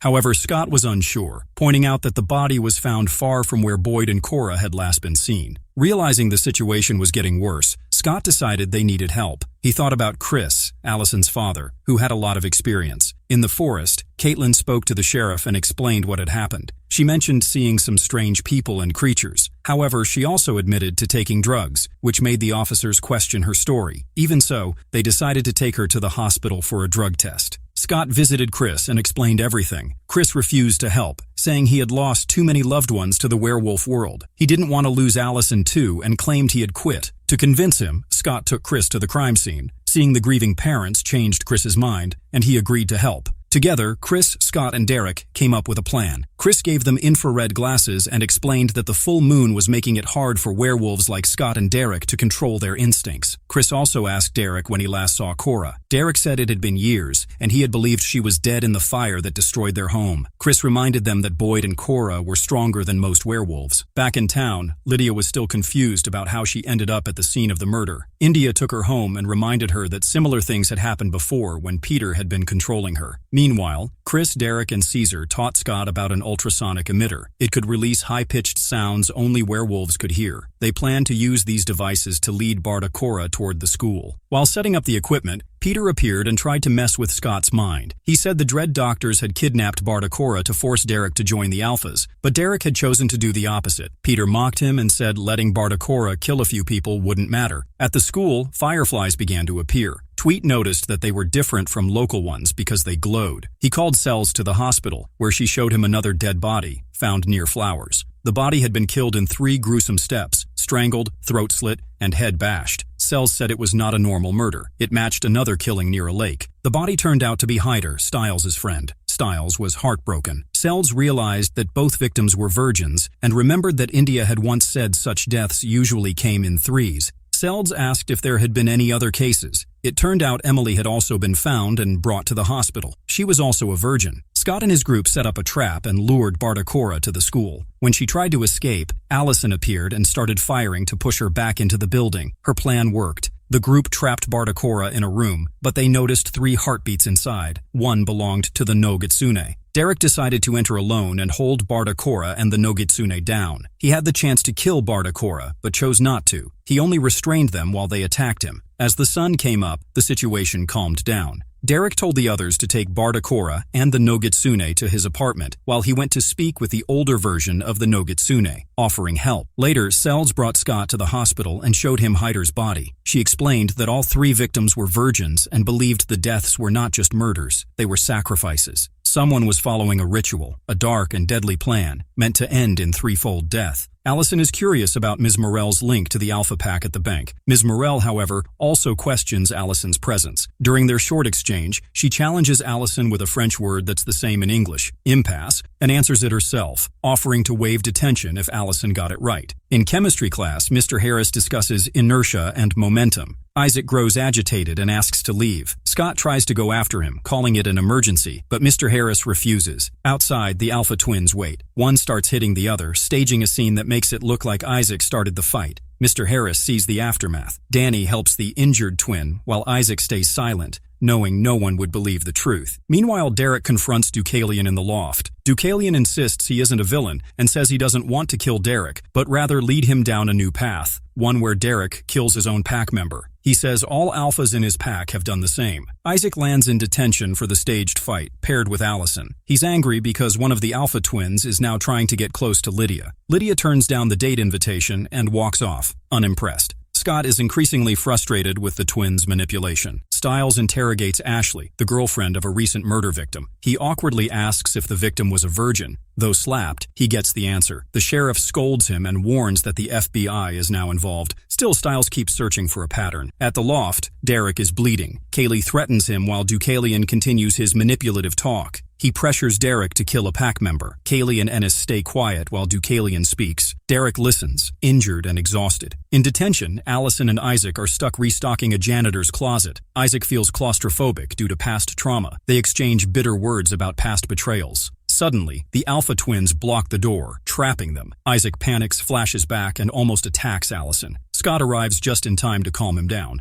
Allison is scratched but otherwise fine. Scott realizes the twins don't just want to provoke, they want serious harm. Ready to fight back, Scott, Allison, and Isaac sabotage the twins' bikes. Isaac rides one through school, stopping right in front of Aiden just as a teacher walks out. Aiden faces the consequences while the trio share a small victory. Stiles visits Bitten, hoping for insight. Bitten is the best source of knowledge on the supernatural, especially with the sheriff struggling to find leads. At the loft, Deucalion continues monologuing. He speaks of killing his betas to gain strength, calling himself the Demon Wolf, the Alpha of Alphas. Lightning strikes, cracking his sunglasses. Kali pulls out the pipe from Derek, who collapses. Cora runs to help as the Alphas leave. Later, Lydia sketches a tree in her notebook. Danny compliments her drawing, noting she isn't in art or music. A classmate points out that it's been 15 minutes with no teacher. Assuming it's a free period, students leave. Lydia stays and finds a phone on the piano. She plays a recording that starts normally but turns disturbing. She hears creepy chanting and becomes frightened. At the same time, Stiles digs deeper with Bitten. He brings up ancient symbols, Triskelions, mountain ash, and druid rituals, linking them to sacrifices. He references the Lindo man, who died a triple death. Bitten reveals the killer isn't a druid, but someone copying druidic practices. He explains druid means wise oak.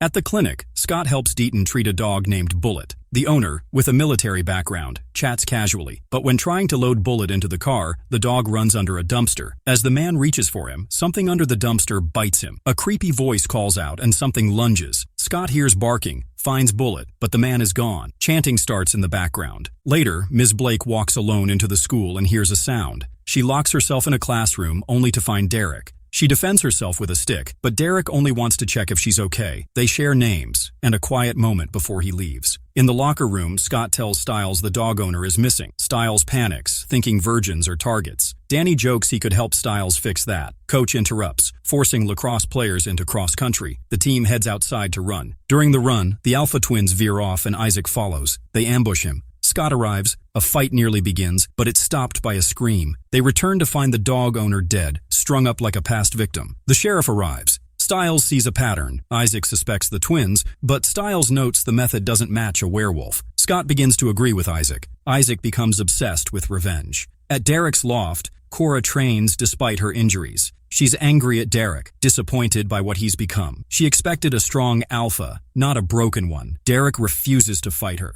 Suddenly, the alarm sounds. 2 alphas enter. Cora attacks but is overwhelmed. 1 alpha stabs Derek with a pipe. Cora is forced to watch. Deucalion arrives calmly, hinting at more schemes. Meanwhile, Ms. Morell teaches French. Allison wakes, unsettled by what she thinks is her mother's voice. After class, Ms. Morell urges her to visit the guidance office. At the clinic, Bitten explains druids were peaceful scholars. Stiles insists someone is twisting their traditions. Lydia then calls, saying the music teacher is missing and there's blood on the piano. Bitten and Stiles investigate. Lydia sends the strange audio. At the scene, Stiles finds a wedding photo of the teacher in uniform, realizing all victims had military backgrounds. Lydia remembers that Mr. Harris used to be a cadet. At school, Harris hears whispers and chanting. Meanwhile, outside, the Alpha twins confront Scott and Isaac. They merge into one monstrous form. Isaac wants to fight, but Scott yells for him to run. They're caught and knocked out. Deucalion appears, silently forces the twins to separate and punishes them with his cane. Scott and Isaac now understand how dangerous he truly is. Later, Bitten, Stiles, and Lydia search Mr. Harris's classroom. He's missing, and graded papers spell out Darach. Bitten explains a Darach is a dark druid. Harris is clearly connected. Back at the loft, Derek tells Isaac to leave.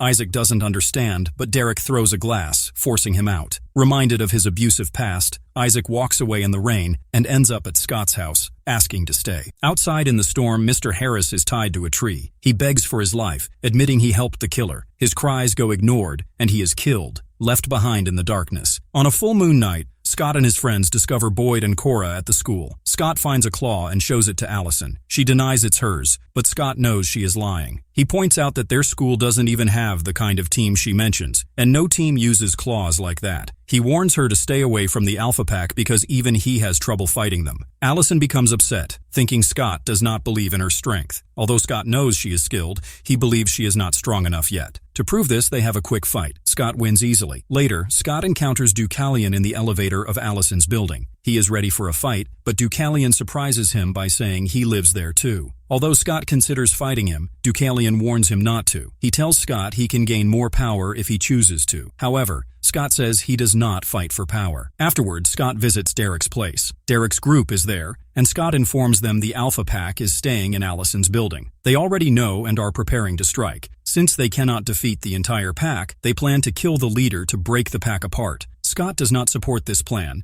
and goes to Bitten for advice. Scott wants peace, not war, but he also wants to take charge and lead his friends. Allison asks her father for help. He refuses, saying they left that life behind. But Allison insists the Alpha Pack is threatening her friends, and she has to protect them like family. Scott then plans to meet Deucalion alone to prevent a fight. Stiles insists on joining him. They meet in an old mall, but Deucalion brings his whole pack. Derek's team also arrives, including Peter. A battle begins. Derek's side starts losing. Deucalion offers a deal. Kill Derek, and the rest can go free. Kaylee mocks Derek for being a failed leader. At that moment, Allison shows up and shoots arrows, buying Derek some time. Scott's eyes glow red, signaling alpha power. He and Derek fight back but fall 3 floors down. Everyone believes they are dead. The next day, Scott and the others go on a school trip. Scott is injured by an alpha and is not healing. Stiles is confused because others usually heal. Lydia and Allison follow the bus to keep an eye on Scott. Meanwhile, someone is searching for Scott and Derek's bodies, but they are not found. Peter becomes suspicious. Since Scott is missing, someone takes him to the animal clinic instead of Bitten, which is unusual. They find out Ennis is alive and the Alpha Pack is helping him. Bitten does not want to help, but agrees because the girl who brings Ennis is Deucalion's sister. If she gets hurt, the Alpha Pack will target Scott and the others. Later, when they are alone, Bitten tells her Ennis is safe. She pretends to be happy but kills Ennis herself. Outside, Peter and Cora see Kaylee leave the clinic, screaming. They understand Ennis is dead. On the school bus, tension rises between Boyd, Isaac, and Ethan. Isaac blames the Alpha Pack for Derek's death and wants to fight Ethan. Scott and others hold him back. Scott's injuries worsen. He tells Stiles he still is not healing. They realize Lydia and Allison are tailing the bus. Traffic slows the bus, so Lydia and Stiles take Scott to a public restroom to treat him. Lydia says Scott's mind is broken emotionally, which is why his body isn't healing. If she stitches him, it might trick his mind into healing. She struggles at first due to her emotions and imagines her mother yelling at her, but the imagined voice helps her finish the stitches. Scott comes out to find Aiden attacking Ethan. Aiden refuses to stop. Stiles says Aiden lost control after Lydia told him about Scott's condition. When their car runs out of gas, they all return to the school bus. Isaac is grateful that Allison joined them despite being told not to. Her help keeps them all safe. Later, Gerard and Stiles discuss how old cultures used human sacrifices before major rituals. They feel something similar might be happening now. Meanwhile, Derek is still alive and visits the Nemeton, hoping to find support. In 1977, Alexander Argent checks into room 217 at the Capri Motel. He lifts his shirt to reveal a strange symbol on his chest. similar to the Alpha-Beta sign. He also wears a necklace that once belonged to Allison's family. When the moon reaches its highest point, he begins to change because of the mark. But before the transformation finishes, he shoots himself. In the present, Scott's school bus stops outside the same motel. The school trip gets postponed, and the students must stay the night there. The media students enter the building and start investigating what happened. As they argue, Scott briefly shows signs of transformation when his eyes glow red. Later, he enters Allison's bathroom in a trance. Seeing her helps him snap out of it, and he leaves, confused about his behavior. Lydia asks the motel clerk for extra towels and notices the number 198 written on the office wall. The clerk says that many people have died by unthinkable act in this motel. 198 deaths in the past 40 years. Isaac and Boyd also begin acting strangely. Boyd breaks a vending machine after typing $2, and Isaac smiles creepily while watching a strange channel on the TV. Stiles calls his dad to inform him about the overnight stay. His dad finds the motel name familiar. He offers to pick up the kids, but Allison insists they'll be fine and leave the next day. Allison then shares the self-harm stories with Lydia. Lydia hears a gunshot from the next room, believing a couple attempted a self-harm pact. Allison hears nothing. They investigate, but the room is empty and under renovation. Lydia feels something is wrong, and Allison agrees. Boyd later hears the voice of a girl named Alicia who had died nearby. He sees her reflection in the vending machine and panics. Isaac also experiences dark memories involving his grandfather, thinking he's trapped in a freezer again. Lydia and Allison return to the motel office and see the number on the wall has changed to 201. Lydia fears that 3 more people may die soon. Scott sees a hallucination of Deucalion threatening and killing his mother, Melissa. He panics but realizes it's not real. Lydia texts him and asks him to come alone. She shares that she's building a case like she used to with her brother. Meanwhile, Stiles tells Allison that Scott, Isaac, and Boyd are being affected by something dark, something that feeds on fear and controls minds. In another room, Ethan tries to hurt himself using a machine. Horace and Klaus stop him just in time. Then, Ethan tries using his claws but falls onto a heater. The heat breaks the trance and he forgets everything. This reveals that physical pain or heat can snap people out of the hypnosis. Later, Lydia hears a voice of a mother drowning her child. She and Sal rush to a room, finding a girl trapped under a safe in a water-filled bed. Sal uses the heater trick again and saves both the girl and Isaac hiding under the bed. Meanwhile, Dare is alive and stays with Mizpah, who takes care of him. Their bond starts growing. Back at the motel, Scott is found covered in petrol, holding a road flare ready to end himself. He believes he doesn't deserve forgiveness. Sal steps in and says he'll die too if Scott does. This emotional moment helps Scott snap out of it. Sal grabs the flare and throws it away, but the flare bounces back, and the video lady pushes them to safety before the fire starts. She sees a horrifying face in the flames. The next morning, the school cancels all activities and sends everyone home. Sal later thanks Scott, saying his actions saved lives. Scott admits regret, but hints that Dare might still be alive. Sal must now choose between killing Dare and joining the Alphabet Group or dying himself. However, it's revealed that Annis was actually killed by Declare, not Dare. On the bus, Ladia checks Scott's whistle and finds it contains a strange powder. It's likely the coach used it to mind control them. Sal throws the whistle away. The story ends with Dare alive and being treated in a secure facility by Krishna. His condition remains stable. Scott brings food for his tired mother, who is overwhelmed by a major pileup that sent multiple injured patients to the ER. The main attending doctor is missing, and the backup, Dr. Hilliard, is stuck in traffic. Meanwhile, a woman asks for pain relief, but Melissa, cautious, refuses without an exam. Scott then secretly uses his werewolf ability to ease her pain through touch. Ethan rushes in with a sick Danny, who's struggling to breathe. Melissa checks Danny and suspects a serious condition. Danny then vomits, revealing mistletoe berries in his stomach. While Dr. Hilliard battles a growing swarm of moths inside her car, Melissa starts emergency procedures to save Danny's life. Despite the chaos, she manages to revive him. Scott and Ethan are stunned by her skills. Scott still suspects Ethan of foul play, but Ethan insists he didn't hurt Danny. He hints that Lydia, not Danny, is the key person of interest. Meanwhile, Dr. Hilliard's car arrives at the hospital empty. Scott finds a dead moth inside, raising suspicions. Later, the sheriff arrives to investigate. 2 doctors are now missing, Dr. Hilliard and the original ER attending.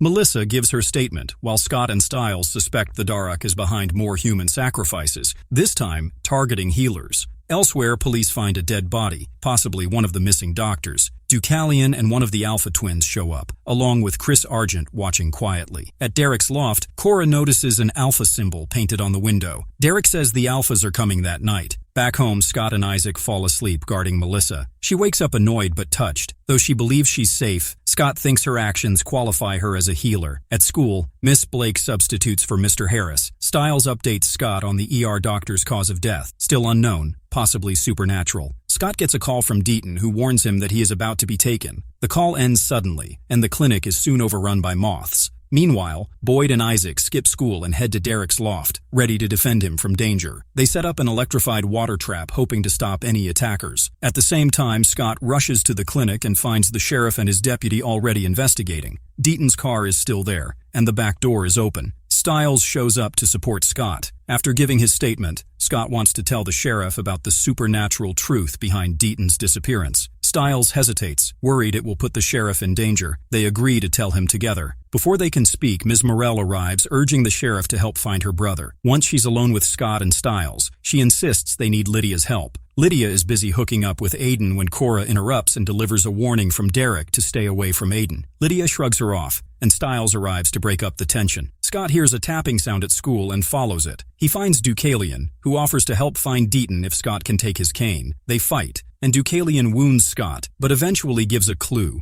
Let the current guide you. Back in class, Stiles, Lydia, and Cora try different methods to locate Deaton: Ouija board, psychometry, and automatic writing. None work, though Lydia ends up drawing a tree. Meanwhile, Mama McCall and the sheriff inspect a doctor's body at the morgue. The cause of death appears to be suffocation through crucifixion-like torture. This clue may help them figure out who is behind Deaton's disappearance and why. Deaton is shown hanging by his wrists, possibly trapped and in danger. At the same time, Stiles heads to the hospital to see Danny, while Scott gets a mysterious text that leads him to Allison. Allison found a strange torch in her father's things, and she hides in a wardrobe with Scott when her father comes home early. They get close while hiding, and after he leaves, they sneak into his study. There, they discover a map of Beacon Hills marked with locations of sacrifices. Using a black light, Allison reveals more symbols on the map, possibly showing where future victims will be found. Scott takes photos of the map. Meanwhile, Stiles tries to get information from a groggy Danny in the hospital and finds a research proposal about telluric currents. When Scott hears about the currents, he links them to a clue from Deucalion. At the loft, Derek's group plans to electrocute the Alphas with water and a power cord, but the Alphas cut the power, ruining the trap. Kaylee arrives and threatens Derek, forcing him into a fight to save Miss Blake. At the animal clinic, Scott, Stiles, Lydia, and Cora go through Danny's research and link the telluric currents to the sacrifice sites. They realize Deaton might be in the same vault where Boyd and Cora were once kept. Scott rushes there but finds Deaton surrounded by mountain ash, which blocks him. Sheriff Stilinski arrives just in time and shoots the rope to save Deaton. Elsewhere, Cora and others restore power, allowing Isaac to save Miss Blake. Kaylee stabs Boyd through Derek with her claws. Boyd dies slowly, remembering Erica and the lunar eclipse. Kaylee warns Derek to kill his pack or face death. As she leaves, Derek and Cora mourn Boyd's death, while Stiles silently watches. A young werewolf boy runs through the forest, trying to escape hunters. He reaches one of the ultrasonic transmitters. Suddenly, he crashes into another boy, who seems to recognize him as a Hale. That second boy is then shot in the throat with an arrow. A second arrow is fired at the Hale boy, but a slightly older boy arrives and catches it just in time. This older boy is revealed to be a young Peter Hale. The hunters arrive and check the body of the dead boy. Chris Argent and his father Gerard are present. Since Gerard shows no black ooze, this moment happens in the past. Chris states that the dead boy had killed 2 hunters, and he wants the rest captured alive. Peter and the Hale boy hide in an underground cellar covered in tree roots. Hunters search above with torches, but they don't find them. Cora Hale begins to narrate, explaining they stayed hidden for 2 days. It was part of their training when hunted. Cora watches the rain wash away the Alpha Pack symbol. Stiles, present in the loft with her, tries to understand what happened. From their talk, it becomes clear the Hale boy was young Derek, and the older boy was Peter. Cora says Derek didn't always act so cold. Peter joins in and talks about how Derek used to be kind and romantic, especially before something changed him. Meanwhile, Allison and Scott visit Gerard. Gerard promises information in return for pain relief. Scott agrees, and as he takes the pain, Gerard's black ooze disappears. Scott's eyes glow from the strain. In a flashback, a girl plays the cello, keeping time with a metronome. A group of boys play basketball outside, including young Derek Hale. The noise bothers the girl. She tries to stop it, but Derek playfully teases her. She goes back to her room and Derek follows to apologize. She challenges him to play an instrument. He picks the triangle and she shares her name, Paige. Back in the present, Allison and Scott return to Gerard. They talk about recent deaths, and Gerard hints that Deaton might be involved. Scott refuses to believe that. Gerard says he once tried to stop Deucalion but failed. He mentions Deucalion is not always blind. At the loft, Stiles guesses Peter and Derek's ages.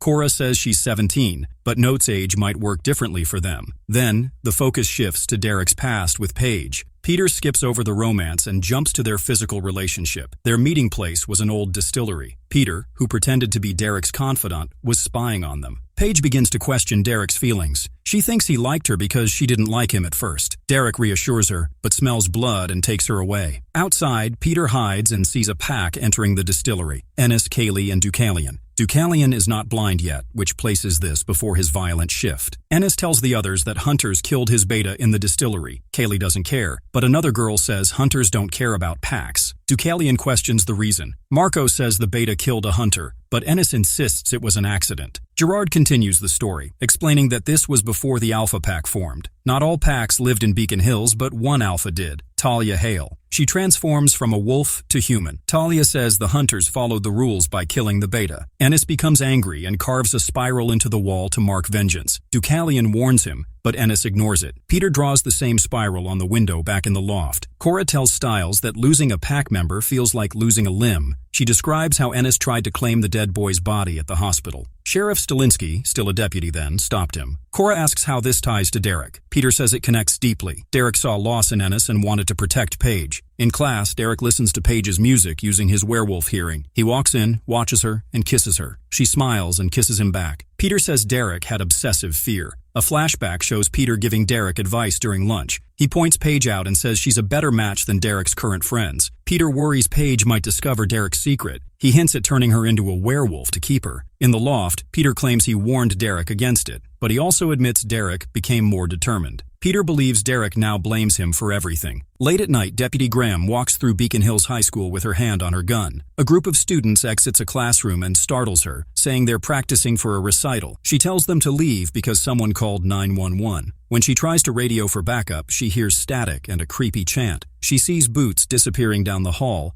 and follows them to the locker room. Inside, she hears running water, identifies herself, and demands whoever is hiding to come out. She finds a body slumped under the water. It's her. Before she reacts, the Daruk strangles her. She dies in the same position as her hallucinated corpse. Scott and Stiles arrive at the school to meet Lydia and Allison. Lydia says she ended up there unintentionally, just like when they found a body in the pool. The next day, Stiles spies on his dad talking to teachers. Sheriff tells Stiles to stop theorizing about deaths in threes. Stiles insists they're sacrifices. Deputy Graham once helped him with math. Allison skips the recital for the recent deaths. Her father supports her decision, but after he leaves, she grabs a dagger. Isaac, sent by Scott, appears at her window. She nearly attacks him, but insists she can handle herself. He notices her confidence. Ms. Blake teaches a lesson while watching Scott and Stiles. Lydia sketches trees. Scott suspects Ethan might help, believing the Daruk was a druid allied with the Alphas. Lydia distracts Aiden with a kiss, so Scott and Stiles can corner Ethan. He reveals he and Aiden were lone wolves abused by their pack. Deucalion took them in and trained them. Together, they destroyed their old pack. All druids, except Ms. Morell, are dead. Ethan feels pain from Aiden's bond as Aiden fights Cora in the locker room. Cora attacks Aiden but gets hurt. Scott and Ethan intervene. Lydia watches in shock.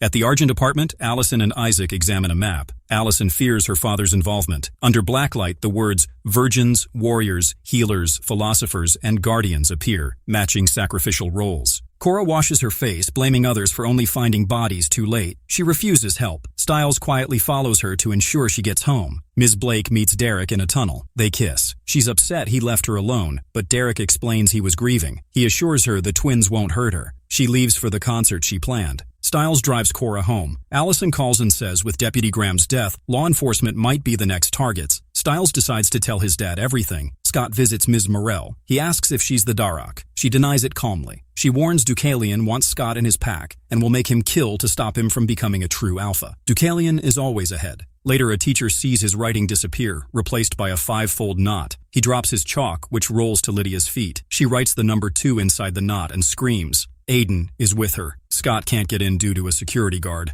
Ms. Blake dismisses Lydia's concerns. At Stiles' house, he uses a chessboard to explain the supernatural truth to his dad. Sheriff is confused. When Cora collapses and bleeds, Stiles calls an ambulance. Allison and Isaac find Mr. Westover being strangled. Chris Argent shoots at the Daruk, but it escapes. They believe the victims are teachers, philosophers. At the concert, Ethan helps Danny prepare. Lydia gets a message from Aiden and follows it to a dark room. Ms. Blake appears and attacks her. She is the Daruk. Scott and Stiles search for Lydia. Lydia wakes tied up and bleeding. Ms. Blake plans to kill her, saying she's the last philosopher. Lydia screams loud enough for werewolves to hear. Ms. Blake tapes her to the chair and tightens the garrote. At the recital, the chanting turns creepy. A piano string snaps and kills the pianist. The crowd panics. Allison finds mistletoe in the woman's mouth. The sheriff arrives and points a gun at Ms. Blake. She throws a knife into his shoulder. Scott arrives in wolf form but is overpowered. Stiles is blocked by a desk. Ms. Blake heals after being shot, mocks the sheriff, and lifts him with the knife in his chest. She kisses him, revealing her scarred true form. A major storm warning triggers a full evacuation at the hospital, led by Melissa. Due to possible power outages, all patients are being moved. Cora, still unconscious and critical, is watched over by Peter, who's furious. Melissa arrives, shocked to see Peter alive. Scott had told no one. Melissa notices black liquid in Cora's vomit. Jennifer meets Derek, pretending she's innocent. But Scott and Stiles have already told him the truth. Jennifer is the Daruk. Scott throws mountain ash powder at her, revealing her true form. Derek grabs her, but Jennifer claims only she can save Cora. She tells Deucalion to make Peter kill Derek as proof. She also says she knows where the kidnapped kids are. Scott tells Derek to let her go, and he does. Derek and Jennifer leave in a car, with Scott and Stiles following. Jennifer claims she returned to save Cora,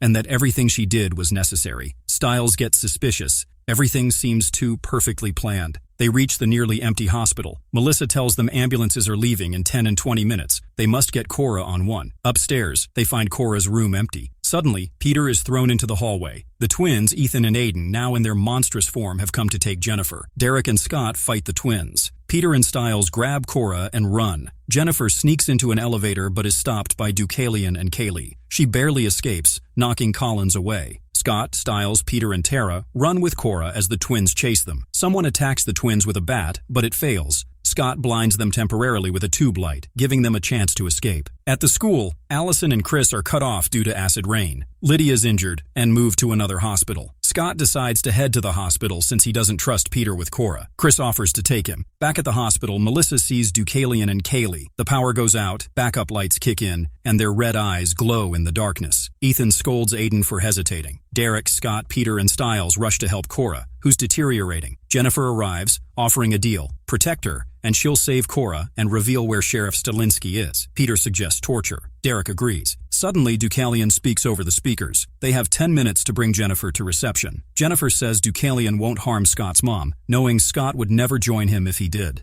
She reveals Scott is a true alpha, shocking everyone. Deucalion wants both Scott and Derek in his pack. They plan to sneak Jennifer and Cora out in the last ambulance, distracting the twins. Peter and Scott take on the twins while Derek, Stiles, and Jennifer escape with Cora. But they find the driver dead. Kaylee killed him and stole the keys. They lock the doors. Kaylee calls Jennifer Julia, proving she knows her identity. Derek and Jennifer rush back into the hospital, hiding in an elevator. Melissa shuts down the power, trapping them between floors. Deucalion leaves Melissa and heads to Scott. Stiles revives Cora using mouth-to-mouth. They try the escape hatch, but Jennifer stops them, fearing the noise. Atlas sends a message to restart the generator. Isaac and Chris arrive. Derek returns inside, runs into the twins again. Scott won't listen to reason. Melissa zaps the twins with a machine, letting her and Scott escape. Kaylee blames Deucalion for sparing Melissa. He says she has a soft spot for Jennifer. Jennifer was once Kaylee's advisor. Ordered to kill her, Kaylee hesitated and left her for dead. Jennifer found a druid sanctuary near the Nemeton tree, which revived her after a virgin sacrifice recharged it. Jennifer says the Alpha Pack are monsters, and she needs the lunar eclipse, when werewolves lose their powers, to defeat them. She asks Derek to help her. Scott, Melissa, and the others plan a distraction. Allison wears Jennifer's shoes to lure the enemies. Kaylee and the twins chase her, falling into a trap where Chris attacks them.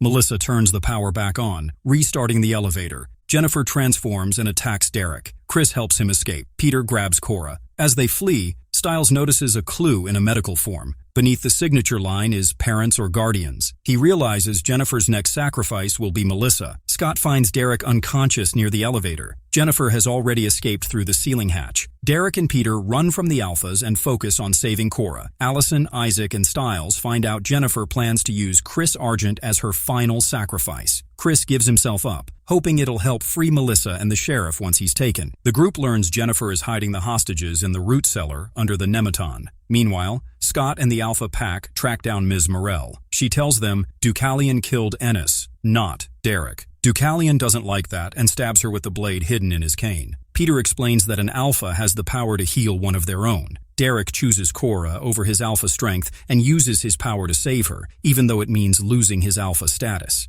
Stiles and Btten find Scott and talk him into a risky plan. They want to do a surrogate sacrifice, which means Scott, Allison, and Stiles will temporarily die in their parents' place to find out where Jennifer's keeping them. The ritual is dangerous. It gives the Nemeton new power and turns it into a magnet for supernatural chaos. It also leaves a permanent darkness inside each of them. Still, they go through with it. Scott, Allison, and Stiles are held underwater in tubs filled with ice and mistletoe by Btten, Isaac, and Lydia, ready to face whatever comes next. Scott, Allison, and Stiles wake up from the ritual and figure out where the Nemeton is. Jennifer kills Kaylee and seriously injures the twin alphas. Allison, Isaac, and Stiles, who's dealing with a head injury from a car crash, track down the Nemeton and manage to save their parents. The lunar eclipse kicks in, and all werewolves lose their powers. Jennifer restores Deucalion's eyesight just to show him her real face before she tries to finish him off, but Derek jumps in and stops her. Jennifer fights back, but right then the eclipse ends and the werewolves get their strength back. Scott takes Jennifer down and earns his rank as a true alpha, pure willpower and all. Deucalion slashes Jennifer's throat, thinking it's over, but Jennifer survives and crawls back to the Nemeton, trying to use its energy to heal.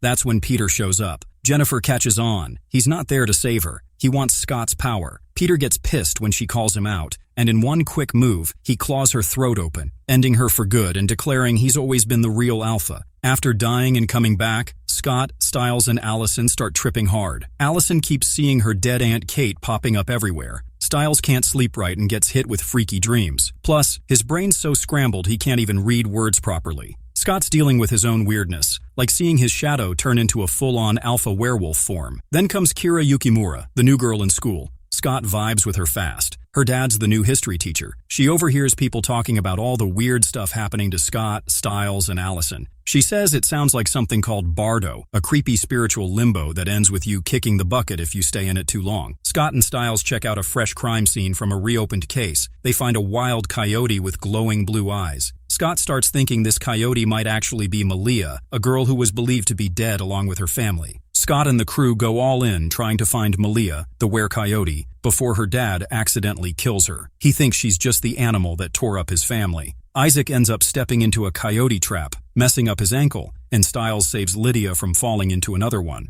Allison knocks out Malia's dad with a tranquilizer dart before he pulls the trigger. Scott locks onto Malia's trail, taps into his alpha power, and lets out a massive roar. That roar hits hard. It snaps Malia back into her human form and gives Isaac enough strength to break free from the trap. Sheriff Stilinski brings Malia back to her dad, and right then Stiles realizes he can read again. Elsewhere, Derek and Peter finally get out of their chains thanks to Bitten, who's not just some random. Turns out Deucalion paid her to get them out. Back at the Nemeton, a bunch of fireflies burst into the air and turn into three strange figures, and yeah, that can't mean anything good. At Memorial Hospital, Scott's father speaks cryptically to a police officer just before a man arrives on a stretcher. The man is a killer responsible for bombing a student bus, killing 4 teenagers. Despite being dangerous, he is brought in for surgery. Scott's mother, Melissa, interviews him before the operation. The man speaks strangely, claiming he saw glowing eyes. As the doctors begin surgery, they discover a dark object inside him. It explodes, releasing bugs. The man jumps up mid-surgery, injures a doctor, and escapes the hospital. At school, Scott and Stiles prepare for Mischief Night. The twins, Ethan and Aiden, show up and ask Scott if they can join his pack. Isaac doesn't trust them, and neither does anyone else. The twins realize they are weak alone and return to school, hoping to win trust. Ethan reconsiders staying when he sees Danny with another boy. Scott notices Kira at school and starts falling for her. In class, Lydia is distracted by a buzzing sound like a fly. Meanwhile, Derek is at home helping Peter reattach a finger. They discuss what they risked to steal a mysterious jar. Inside are talons from Derek's mother, which Peter hopes to use to connect with her spirit. Aiden tries to get close to Lydia, but their moment is cut short when Lydia feels uneasy. After they leave the room, it's revealed that the escaped man, Barrow, is hiding inside the school. Authorities arrive quickly. Scott's group begins searching for Barrow. Stiles shares the discovery about the bugs that came from Barrow's tumor. Lydia explains the buzzing sound in her head has been growing louder, meaning Barrow is nearby. Melissa speaks with Scott about looking into the killer's eyes. Allison checks her family's bestiary for clues about bugs and dark creatures.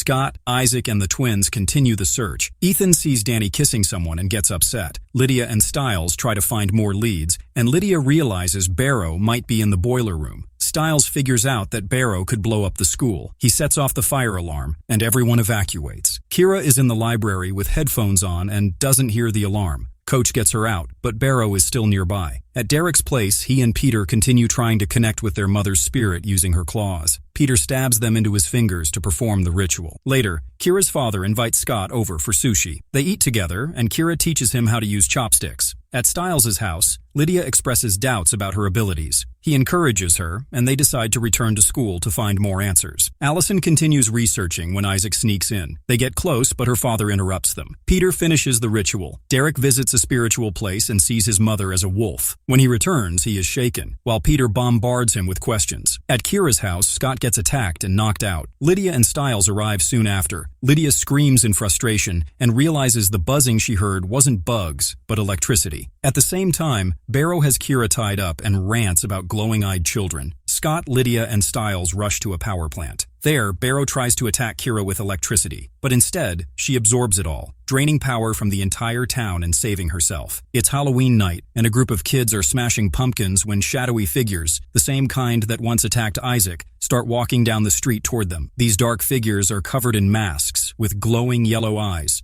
Isaac, still recovering from the attack, tells Allison and Mr. Argent what he saw. He remembers 5 masked figures emerging from the shadows, eyes glowing like fireflies. Mr. Argent is disturbed by the description and believes the figures might be connected to him. He asks the others to keep the incident quiet. Later, in his room, he takes out a cracked version of one of the masks from a hidden chest. Elsewhere, Scott's father is questioning the group about how they tracked Barrow. He doesn't believe their story and suspects they're hiding something. Kira asks for her phone, but he refuses. She's taken to another room for paperwork before being released. At home, Kira tries to calm herself, lighting a candle as she reflects on the trauma. At school, everyone deals with the blackout. Stiles finds a mysterious key in his locker. Scott wants to talk to Kira about everything, but Stiles urges him to wait. Meanwhile, Danny wants to throw a blacklight party, but the power's still out, so Ethan and Aiden volunteer to host it in Derek's loft to win Scott's trust. Ethan's motivated by Danny, while Aiden has feelings for Lydia. Scott meets Kira again. She shows him something strange. When she takes a picture of her with flash, a glowing aura appears, shaped like a fox. She's unsure what it means, but they agree her phone, filled with these photos, must be retrieved from the precinct. They plan to break in during the party. The shadow figures arrive at Derek's just after he gives candy to trick-or-treaters. The blacklight party begins in his loft. Stiles gives Scott and Kira access cards for the break-in. They sneak in, dodge the guard, and reach the evidence room. They find the phone, but it's dead. They try charging it with a laptop while Stiles keeps watch. Scott's father arrives, forcing Stiles to warn the others. They delete the photos just in time. Before Scott's father enters, Stiles confronts him and hints that he knows a secret. The father is shaken. Back at the party, Isaac warns that Derek must never find out they're using his place. Danny and Ethan enjoy a moment before Ethan leaves to get ice. As the generator flickers, the shadow figures appear again and capture Ethan. At the party, Scott notices Kira's aura again. He starts to understand her true nature. Allison spots Scott and Kira together and feels uneasy. Stiles kisses Caitlin, but then notices something odd on the mysterious key under the blacklight, a fingerprint glowing with chemicals. Realizing something important, he rushes away. Kira feels insecure, but Scott reassures her. Allison notices the number 5 behind Isaac's ear. Soon, they find Ethan marked with the same number. Lydia is found unresponsive, cold. Derek and Lydia have both been marked as well. Scott hears Derek's pained roar from afar. Derek returns to end the party. The shadow figures attack, overpowering the werewolves and marking Aiden. At sunrise, the figures vanish. Mr. Argent returns home, bleeding and collapsing. Stiles uses the key he found and unlocks a door. He realizes he was the one who helped Barrow, leaving messages and unlocking cabinets. Without knowing it, Stiles had a hand in everything. Mr. Argent shares a memory from his past. He talks to Allison and Scott about strange shadow beings that destroy everything in their way. These beings target people with supernatural connections, which includes werewolves and Lydia. He mentions a creature who died because of these beings, and another man named Katashi, who survived. Katashi used to be in the Yakuza, and Mr. Argent reveals that he was with them during the attack because he was there for his first gun deal. Scott takes Kira home on his bike. Kira already knows Scott is a werewolf. She asks to see it up close, so he transforms, and she touches his face in wonder. While heading to school, Scott meets the twins. They want to protect him from the shadow beings. They also want to prove themselves and join his pack. At the same time, Stiles tries to talk to Scott about something strange he discovered, but when he shows Scott the chem lab, there's nothing there. Stiles feels like he's losing his mind. He also admits he hasn't been sleeping much.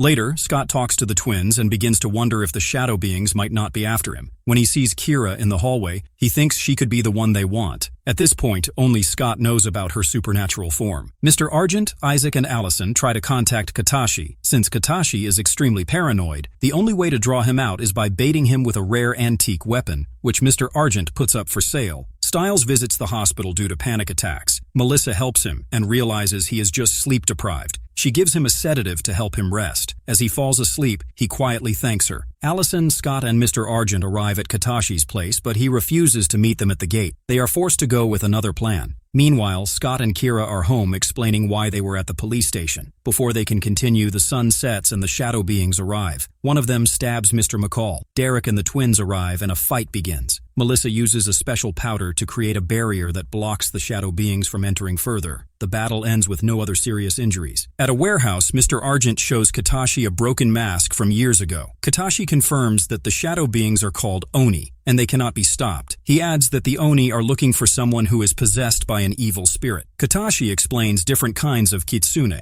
One type, the nogitsune, is dark and evil. He says that if someone among them is a nogitsune, the Oni must be allowed to destroy it, even if it's someone close. Back at Scott's place, the Oni try to break the barrier. It's weakening. Scott's dad is in bad shape, but Melissa stops him from speaking to Scott. Allison calls and tells Scott the Oni are only after the evil spirit. Scott opens the barrier and allows the Oni to inspect everyone. The Oni look into Scott and Kira's eyes and leave them alone, proving they're not the targets. At the hospital, Stiles leaves his bed and walks through the hallway. The Oni appear behind him. One tries to check him, but Stiles kills it by driving his hand through it. This reveals that Stiles is the Nogitsune. The other Oni react by entering his body. Scott arrives and sees Stiles acting normal, but something is clearly very wrong. Scott is sleeping when he gets a strange call from Stiles, who sounds confused and scared. Stiles says he doesn't know where he is and thinks he was sleepwalking. Then, the call ends suddenly. Scott tries calling back with no luck. When Stiles finally calls again, he asks for help but tells Scott not to involve his dad. Scott wakes up Isaac, and they go looking for Stiles. At the school, Lydia is drawing Aiden for some reason. She suddenly hears voices, even though Aiden hears nothing. She believes it's Stiles' voice. Meanwhile, Scott and Isaac are out searching. Stiles stays on the phone, trying to give clues about where he is, saying he's whispering because he thinks someone else is there. Kira is in her room and accidentally bursts a light bulb while trying to fix it with her energy. Her mom comes in, and as she helps, tiny sparks fly from her fingers. Kira notices, hinting at secrets in her family. Lydia and Aiden later meet Scott and Isaac. They head to Stiles' room, hoping to catch his scent. Lydia stays behind, hoping for more clues. Stiles, stuck in a trap with a bleeding leg, uses his phone light to look around. He sees a figure in the corner that draws the symbol the Oni have been using. When he blinks, it's gone. Scott and Isaac go to the sheriff. Since it's freezing outside, they move quickly. Stiles' Jeep is found at the hospital. Melissa is already there, and Derek is searching for signs. On the rooftop, Derek catches a scent full of stress and fear. He realizes Stiles might be fighting himself. Agent McCall arrives and learns about the missing boy. Lydia investigates Stiles' room and finds a photo of an old asylum. She believes that's where Stiles is. He's trying to escape when a terrifying bandaged man appears. The man tells him they'll die if they don't leave. Lydia leads everyone to the asylum, but it's empty. The sheriff is furious. Melissa tells Agent McCall about the strange nature of Stiles' disappearance. McCall suggests Stiles might still be dreaming, and the place he's trapped in could be a dream itself. In that dream, the bandaged man starts giving riddles. When Stiles can't answer, the man drags him out of the space, which slowly fades back into the real world. Melissa and McCall rescue him. Isaac visits Allison, who claims her phone was off, though she never turns it off. When she reactivates it, a Japanese radio plays.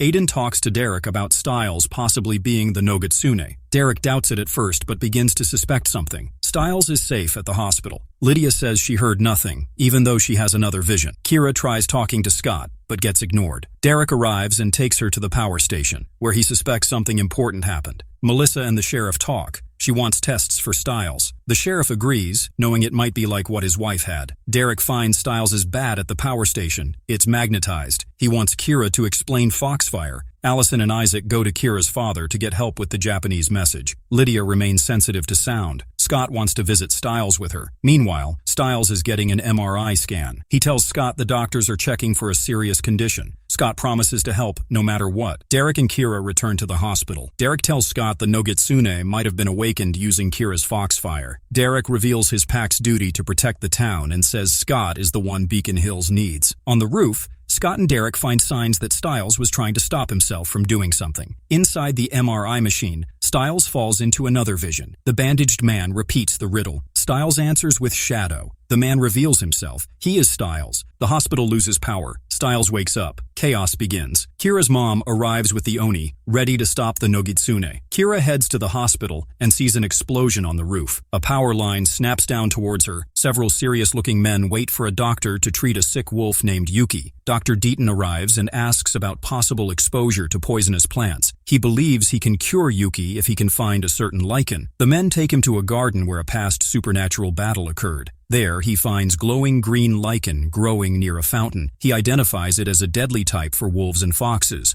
The situation turns tense when one of the men pulls a gun, but the doctor reveals he used a strong paralytic on the sample jar. The man becomes paralyzed, revealing a link to a past fox spirit. Dr. Bitten collects the lichen, planning to use it to weaken the dark spirit possessing Stiles. Meanwhile, chaos breaks out at the hospital. A broken electric wire interacts with a burst fire hydrant, turning water into a deadly trap. Several people get electrocuted, including Isaac. Kira steps onto the water and safely absorbs the electricity, showing new powers. Derek shouts that Isaac isn't breathing. Kira's mother watches her daughter's powers grow. The next morning, Scott wakes up. Derek urges him to tell the sheriff the truth about Stiles. Isaac is still in the hospital, and Stiles is missing. Sheriff Stilinski receives a mysterious package. Agent McCall arrives and asks about possible dealings with a man named Katashi, suggesting Yakuza involvement. Scott and Allison visit Isaac, who's badly hurt and not healing. Scott tries to ease his pain. Allison questions if Stiles caused the chaos. Scott confirms it and starts thinking about how to stop him. Outside, Kira tells Scott that trickster spirits, like Nogitsune, react badly when wronged. This one must be extremely angry. Later, Stiles is found holding a device in a basement. He insists he's himself and doesn't remember the last few days. He says he caused the accident, but it's only part of something bigger and worse. Lydia sees Peter talking to her mother. Peter flirts and Lydia feels uneasy. Scott and Stiles try to figure out if Stiles unknowingly set a trap. At the same time, students are seen running into the woods. Chris Argent arrives at his apartment, suspects a break-in, and finds a sonic device. Derek appears and accuses him of using the beacon. Chris denies it. Both admit they're trying to find Stiles. Scott and Stiles try to stop the runners in the woods. Coach approaches and steps on a tripwire, triggering an arrow. At Chris's apartment, he and Derek find a suitcase full of money. They don't know where it came from. Agent McCall enters and says the money belongs to Katashi.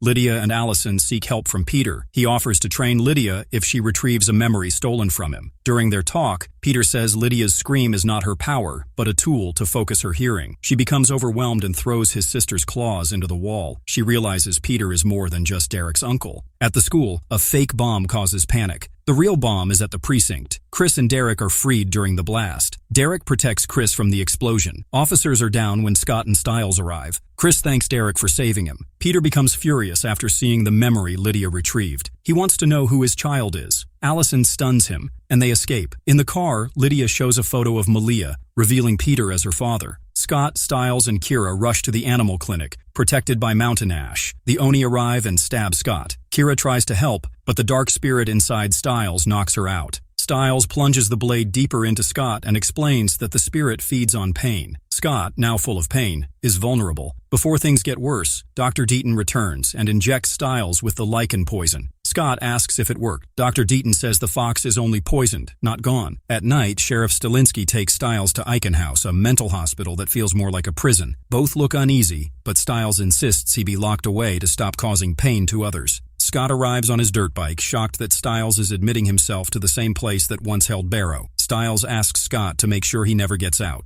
Inside, a nurse greets Stiles and informs him that he will be staying for 72 hours. Sheriff Stilinski hesitates, but leaves. On the way to his room, Stiles sees a woman in the hallway and witnesses a patient jump to his death. He also spots a bandaged figure, the Nogitsune, on the floor below. Elsewhere, Argent speaks with Dr. Bitten, Allison, and Scott about an ancient scroll written by Japanese mystics that might save Stiles. Allison thinks she might have seen it before. Stiles reaches his room and meets his roommate Oliver, who tells him the hospital is called Echo House because everything echoes. Stiles later overhears a girl named Meredith talking on a disconnected phone, saying one of them is right behind her, referring to Stiles. Soon after, Malia appears and punches Stiles. Security drags them both apart. On the floor, Stiles sees a vision of himself in the basement. Ms. Morell steps in to calm the chaos. She realizes Stiles saw something and wants to know more. Meanwhile, Chris Argent and Derek are in jail, still suspected of Takashi's murder. They discuss Stiles. Chris admits he could kill the Nogitsune, but not Stiles. Back at Icon House, Ms. Morell leads a group therapy session. Oliver keeps coughing strangely, as if something is in his throat. Ms. Morell notices a strange mark on Stiles' neck. She gives him amphetamines to keep him awake and warns that when the mark fades, the Nogitsune will return. If his friends don't find a solution in time, she may have to end his life. Later, Stiles tries to access the basement, but Oliver tells him the key is held by the head orderly. Stiles plans a trick to get it.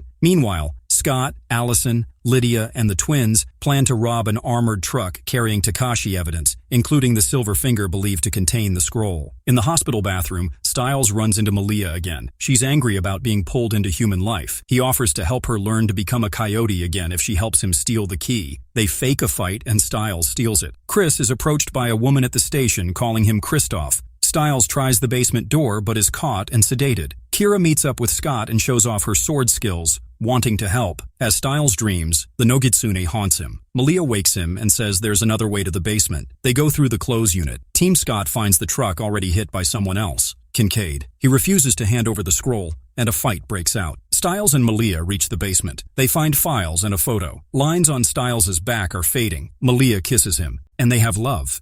Soon after, they hear noises and find a mummy, the bandaged Nogitsune. Malia finds a photo, and Stiles says Scott must see it. Oliver appears, tasers them, and ties Stiles to a chair. He mentions past trephination experiments. He starts to drill into Malia's skull until the Nogitsune speaks. It wants back inside. Stiles begs for Malia's life and allows it to enter him again. Scott brings the scroll to Bitten, who says Stiles' body must be changed to remove the spirit. Scott suggests turning him into a werewolf. Malia leaves the hospital in search of Scott. Ms. Morell offers help. As Malia walks away, her eyes glow blue. Void Stiles arrives at the high school and targets Ken Yukimura. He wants Noshiko's last kaiken, which is also a kitsune tail. Ken refuses to reveal the location. Void Stiles infects him with a Nogitsune fly, but Ken still says nothing. Scott and Kira arrive with reishi mushrooms to cure Ken, following Noshiko's request. After helping him, they confront Noshiko and demand answers about the Nogitsune. She then reveals she is a kitsune nearly 900 years old and begins explaining her past. She shares what happened in 1943 at a Japanese internment camp. At the time, she was in love with a young medic named Reese. A riot erupts after people learn that the camp doctor and some military police stole medicine, causing deaths from a pneumonia outbreak. During the chaos, her friend Satomi, a werewolf,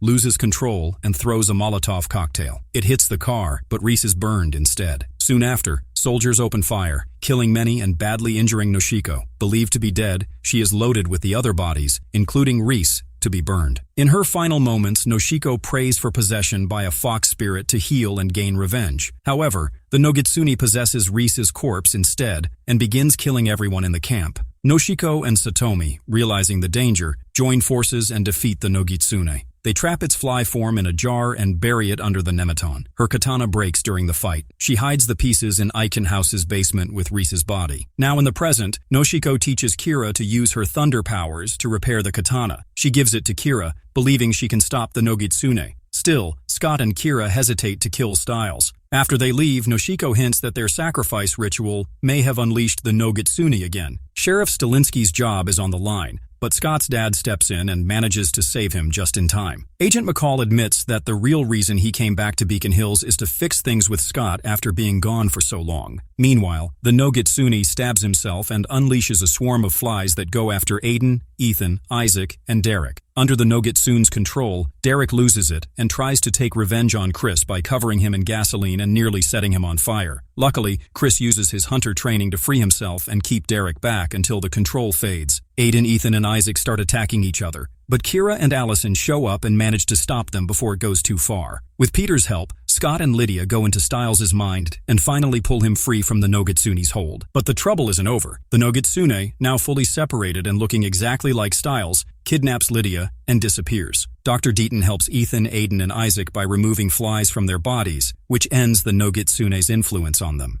Allison checks if they are okay, but Dr. Bitten warns that the event might have been a distraction by the Nogitsune. At the same time, Melissa looks after Styles, but no one knows if he is the real one. Mrs. Yukimura arrives with her Oni and tests Styles. The test shows that this version of Styles is clean from the Nogitsune, and he is himself again, proven by a kanji mark behind his ear. Mrs. Yukimura explains that they must wait until night to go after the Nogitsune again, as dawn is near. Scott wonders why Lydia was taken, and she believes Lydia's power as a banshee gives the Nogitsune an advantage. Meanwhile, the Nogitsune, still in Styles' body, hides with Lydia in underground tunnels. While they wait, Mrs. Yukimura teaches her daughter the game of Go, which might be important since Styles once saw the Nogitsune playing it. Styles visits his father and confirms that he feels like himself again. He, Scott, and the sheriff try to figure out why Lydia was targeted. Styles recalls a girl from Aiken House who mentioned a story the Nogitsune wanted to know. They learn the girl's name is Meredith Barnes, and she might be another banshee. Sheriff Stilinski visits Aiken House, but Meredith has already escaped. Ethan and Aiden search for Lydia's trail in the woods, but they are ambushed and shot with wolfsbane bullets. Aiden is badly hurt, and Ethan struggles to stay awake. Isaac and Allison find Lydia's car and discover a hidden message. "Don't find me." Allison asks Isaac about a past moment to confirm his memory was not manipulated by the Nogitsune. Meredith shows up at school, sitting quietly in class. Meanwhile, Styles wakes from a nap in pain. Scott touches him and feels his suffering. Styles hides the full truth about his condition. Kira informs Scott that Meredith is at the school. Coach tries to speak with Meredith. She says she hears screaming because people are about to die. When asked how many, she says all of them. Derek helps Ethan and Aiden escape the woods. At the school, Coach saves Meredith from being taken back to Aiken House. Scott and Styles drive her away. When they ask about Lydia, she acts like she doesn't know who that is. They take her to Scott's house, where McCall wants to speak with Scott about his past. McCall confesses he left after an accident that hurt Scott, and Melissa asked him to go. Meredith finally shares a French phrase, but does not fully understand it. Kira comes home, but her mother is missing. Scott calls Allison with Lydia's location. Mrs. Yukimura marches with her Oni army toward a cemetery. Derek shows a strange shell casing to Mr. Argent, who reacts with disbelief. At Oak Creek Cemetery, the group gathers. Mrs. Yukimura warns that Styles cannot be saved and insists the Nogitsune must die. The Oni find the Nogitsune and Lydia. The Nogitsune destroys the last piece of his connection to Mrs. Yukimura, taking full control of the Oni. A fight breaks out. The Oni overpower everyone. Scott and Styles rush to free Lydia, but she panics and asks who else came. As they leave the tunnels, Allison is stabbed by an Oni. Lydia screams, and Allison dies in Scott's arms. The Oni, now under the Nogitsune's control, hit hard and fast. They storm the hospital, the sheriff's station, and Deaton's clinic, tearing through everyone in their way. The whole thing plays out like a twisted real-life game of Go the Nogitsune is running with Styles. Dozens of people, including Sheriff Stilinski, Parrish, Deaton, and Melissa, end up poisoned and wounded, barely hanging on. Isaac and Argent piece things together. Turns out Allison's last words weren't random. They were the key. Silver can actually take down the Oni.